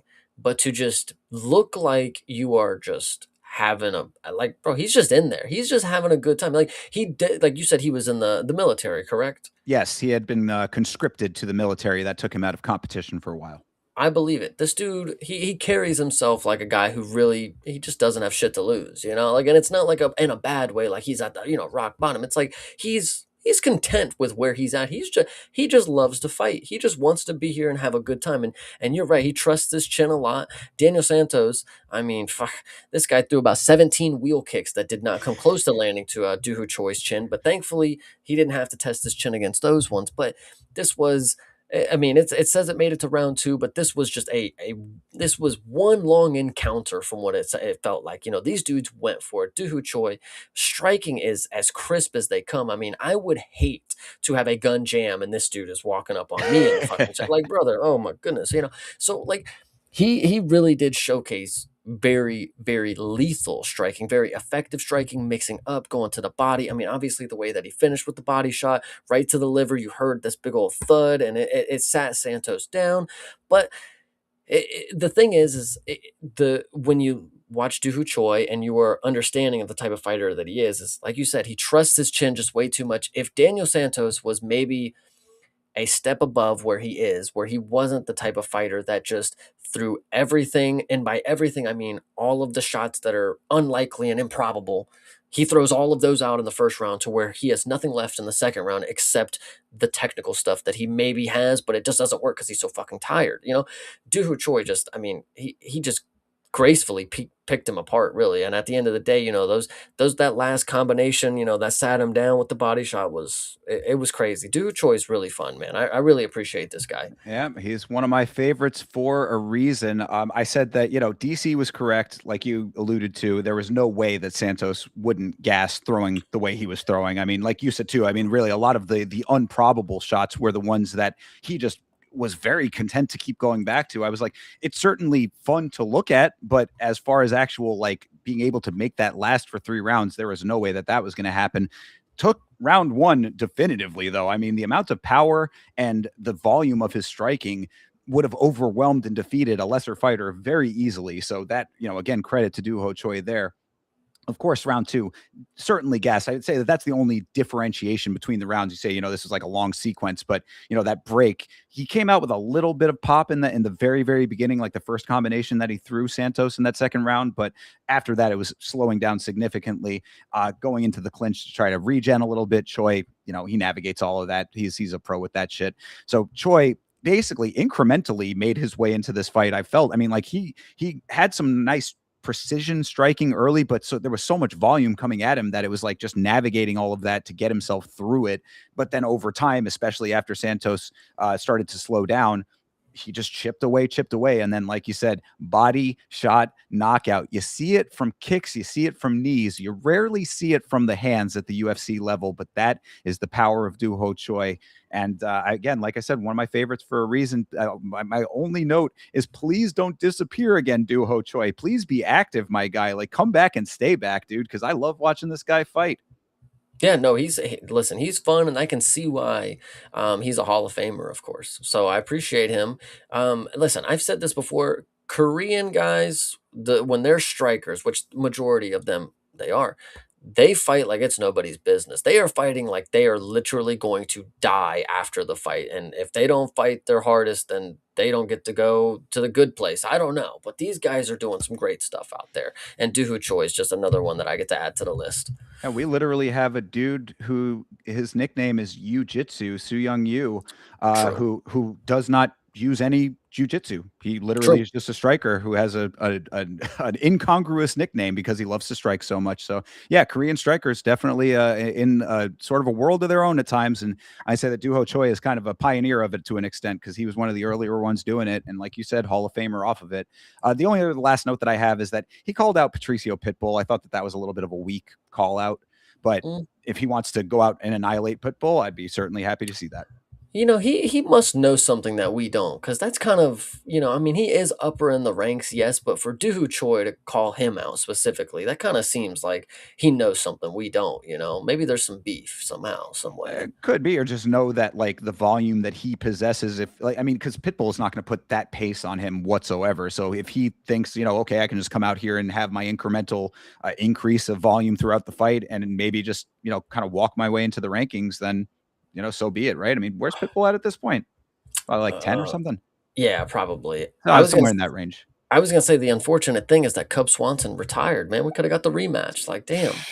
I don't think Cub could have. I don't think Cub could have withstand this anymore, man. I think that Dooho Choi is the right guy in the right place right now, and I, like I said, just stay active, please, because I Mhm. really I want to see good things for him. I've been a fan for a long time. Hell yeah. And that was a very nice co-main event. So let's get into the main event of the evening. Of course, Arnold Allen versus Melchizael Costa. Uh, what can you say, man? I mean, Arnold Allen kind of, I guess, proven to the world that he is still that guy at this level, or is it Melchizael Costa just did not show up with the tool bag for this fight? Because this did not seem like the Melchizael Costa that we have seen finishing other fighters, going in with crazy power and getting a lot of like great connections off. It seemed like Costa was just off in this fight to a lot of an extent. And round over round, again, like I said, I did not watch this live. I watched it on the replay. So I'm sitting there, kind of compartmentalizing each round. And I'm like, round one for Allen, round two for Allen, round three. I'm like, when does Melchizael Costa become Melky here? Like, what happened to the Dalmatian? So I would first like to apologize to Arnold Allen because I specifically said that I just don't believe that he has the tools to beat Melky. And he did. He had the tools. He did it for 5 rounds, not didn't even break a sweat really.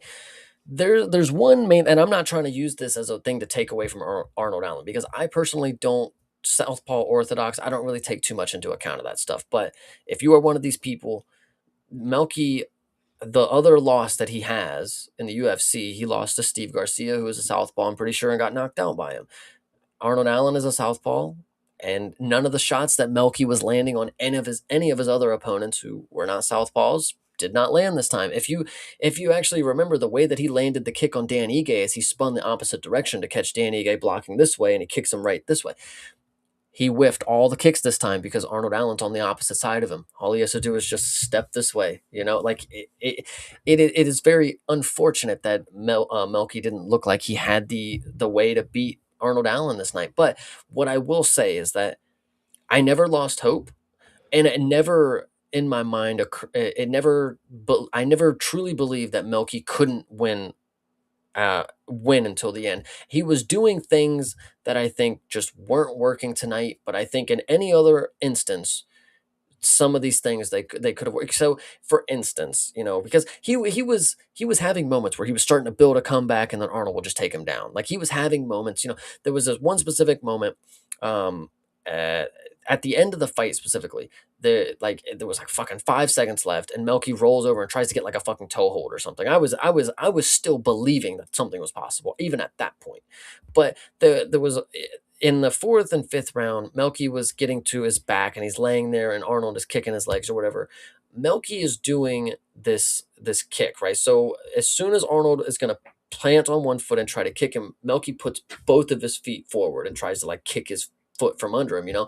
And it obviously didn't work. But in my mind, he was still looking for if he would have connected somehow, he might have been able to fuck Arnold's knee up like really bad. If he could just like literally donkey kicked him from, as hard as he can. If it landed, sure, I was believing it. This is how delusional and copious I was being. I was to say, because you're sounding real copy right now. But at the end of the day, Arnold Allen just proved that he's the better fighter. I mean, that's all it has to be at any given moment. Somebody's got to be the better man. And Melky, if you want to believe it's the stance thing, if you want to believe that it was just not his night, I personally, I, it just wasn't his night. I'm not going to say that he was off or he just didn't. He was still looking as threatening as I feel like I've seen it. He was still in his mind. What I'm going to do is going to finish the fight kind of deal. And I believed in him. When I saw it, I was believing it. It didn't happen. And I can hang my hat on that this was not the worst fraud check kind of fifth round, 5 round experience where we get just completely shut out. It wasn't the worst. Patty got his ass whooped. Vinicius Oliveira got choked out early. Anybody else that you want to fucking talk about that got their 5 round opportunity and then shit the fucking bed, of course. Melky, I still think that there's some stuff here, but do you want to just think that Arnold Allen is just that good? That Melky is him losing to him is okay because Arnold is that good?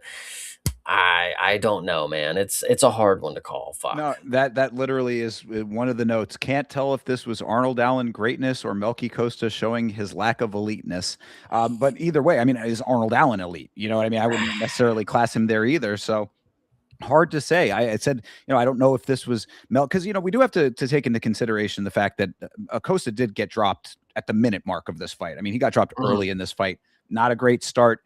Do you put that into the equation? Don't know if the compromising element of that had anything to do with anything, or maybe discouraging as well. I mean, Arnold Allen was like really locked in from the beginning of this thing, and might have been a little bit of Melky Costa being like, this isn't working, this isn't working. Like, what do I have to do? That kind of like throwing your hands up and wondering like where the actual openings are.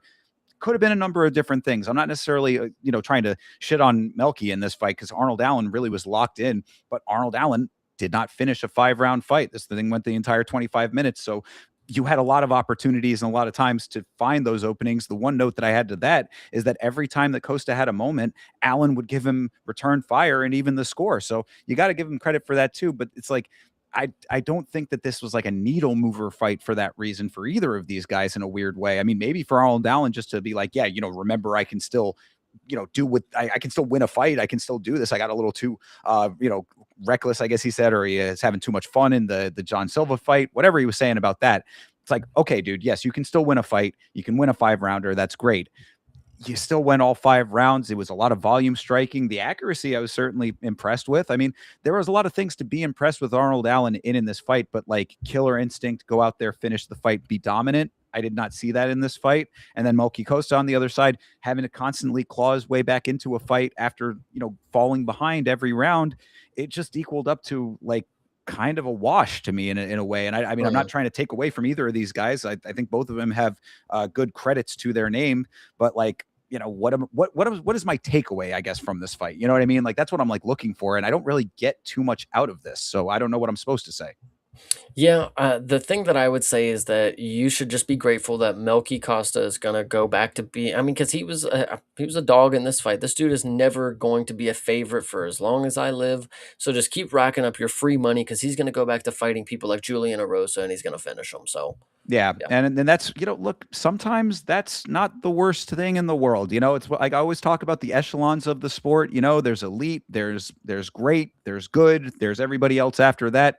Being in that good to great category is a fine place for some of these guys to land. If Melky Costa ends up there and does exactly what you just said, everybody out there watching, just take your free money and be happy with that. I mean, not everybody's going to be a champion. That's just the way that the sport goes.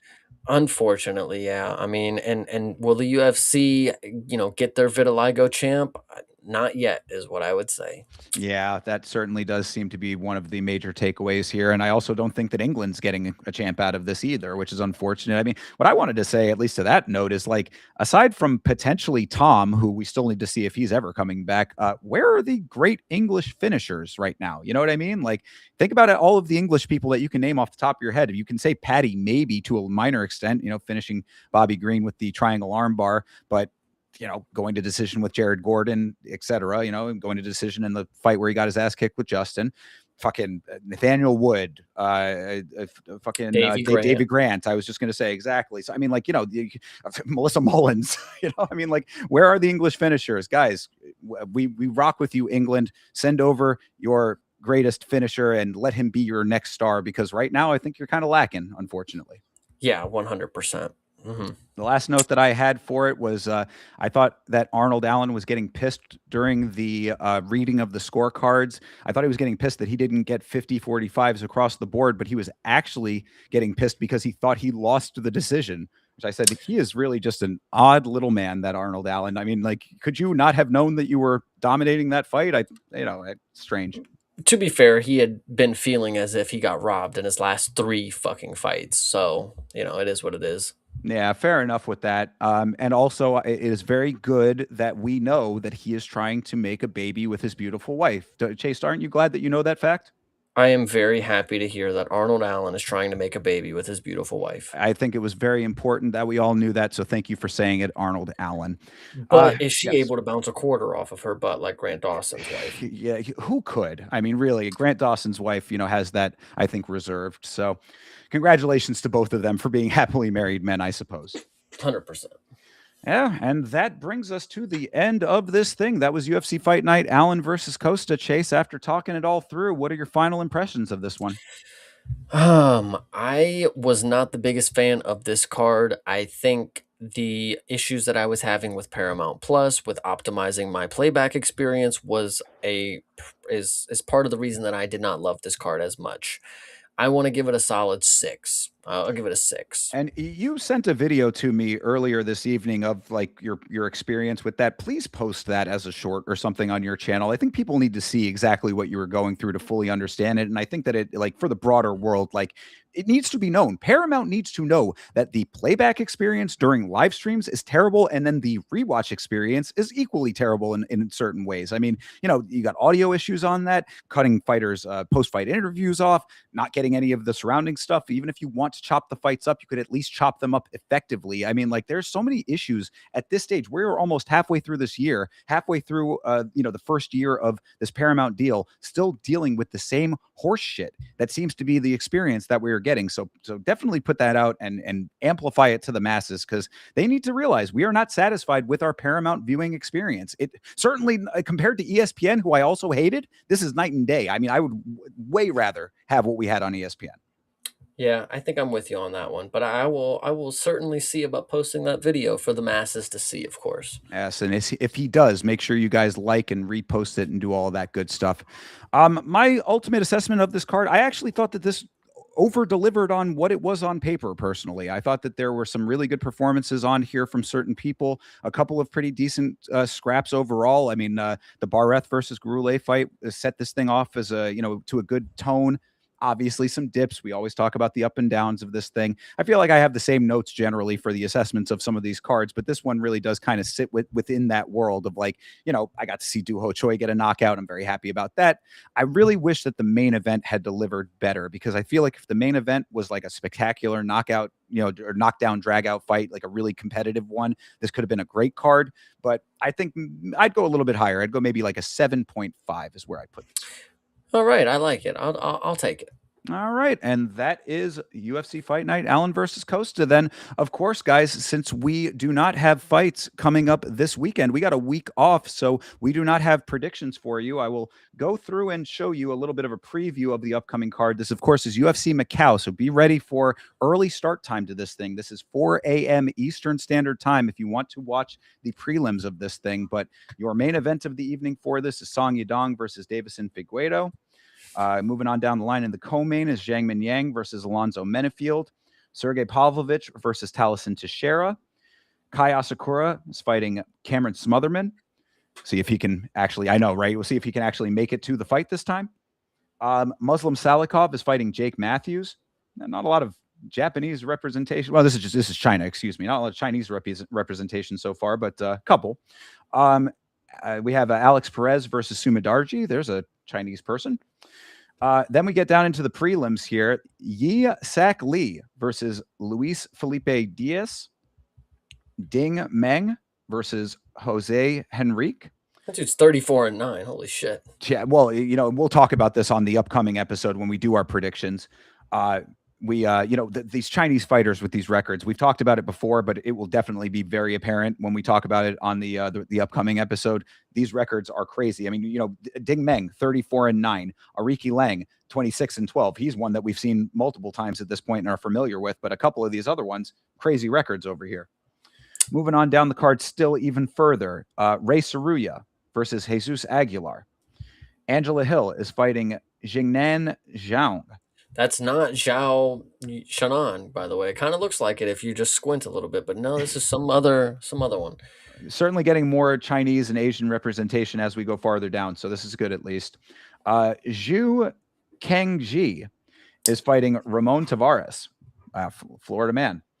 And starting this card off, the Thai Lumalukbunmi is fighting Jacqueline Amarim. What you looking up there, Chase? Zhu Kangji. That's so familiar. We know him from something. That name is something. Well, we're gonna. I mean, if you if you have it right now, then fine. If you don't, then we will find out everything. Because this is going to be a research heavy card, because a lot of these fighters are regional. A lot, some of these I would suspect are road to the UFC guys. Others might just be coming in fresh. A lot of research is going to be going into our next episode, so you definitely want to tune in to get all of the inside information on these fighters that we are able to pull together. So both myself and Chase will be doing a good amount of backstory, finding out here, getting all of the pertinent details for you on the next episode of this very show. So be here next Monday for our predictions for UFC Fight Night, Song versus Figueiredo, aka UFC Macau. Hell yeah. No, this is going to be a good one. I'm very excited for next, or for the week after next. Yes, absolutely. So until then, everybody, of course, you can find me at youtube.com/@YamaShow. More content always coming around. We got watch alongs, maybe some additional streams with myself and Chase coming up. You know, we've got MMA on film coming back at some point soon. We're talking about our next episode of that. Always new stuff coming out on youtube.com/@YamaShow. And Chase, I know you can tell them where they can find you and that short you're going to be putting out. Yes, they can find me on youtube.com/@CPSmalls. And of course, I will be putting out some good content here soon for you guys. So just keep a tab. If you haven't seen Chase doing his trading card unboxing streams, people, let me tell you, I am the biggest fan of them. I want to see more people in those chats. It is a great time. You can also find me on Instagram and on Twitter and on Facebook at Yamashow, YAMMASHOW. Same at yamashow.com, where you can get merchandise for both Yama and last week's fights. Go ahead and get yourself something nice. Get something for your girl, man. She's lacking. She needs some Yama merch. Hell yeah. Till then, you know, that is going to do it for this one. Appreciate all you guys hanging out with us for this one, guys. Appreciate everything in the chat. Always, you guys are amazing. Thank you as always for your support. We will catch you in the next one. Until then, have a great rest of your night, a great rest of your week. And as always, fight on.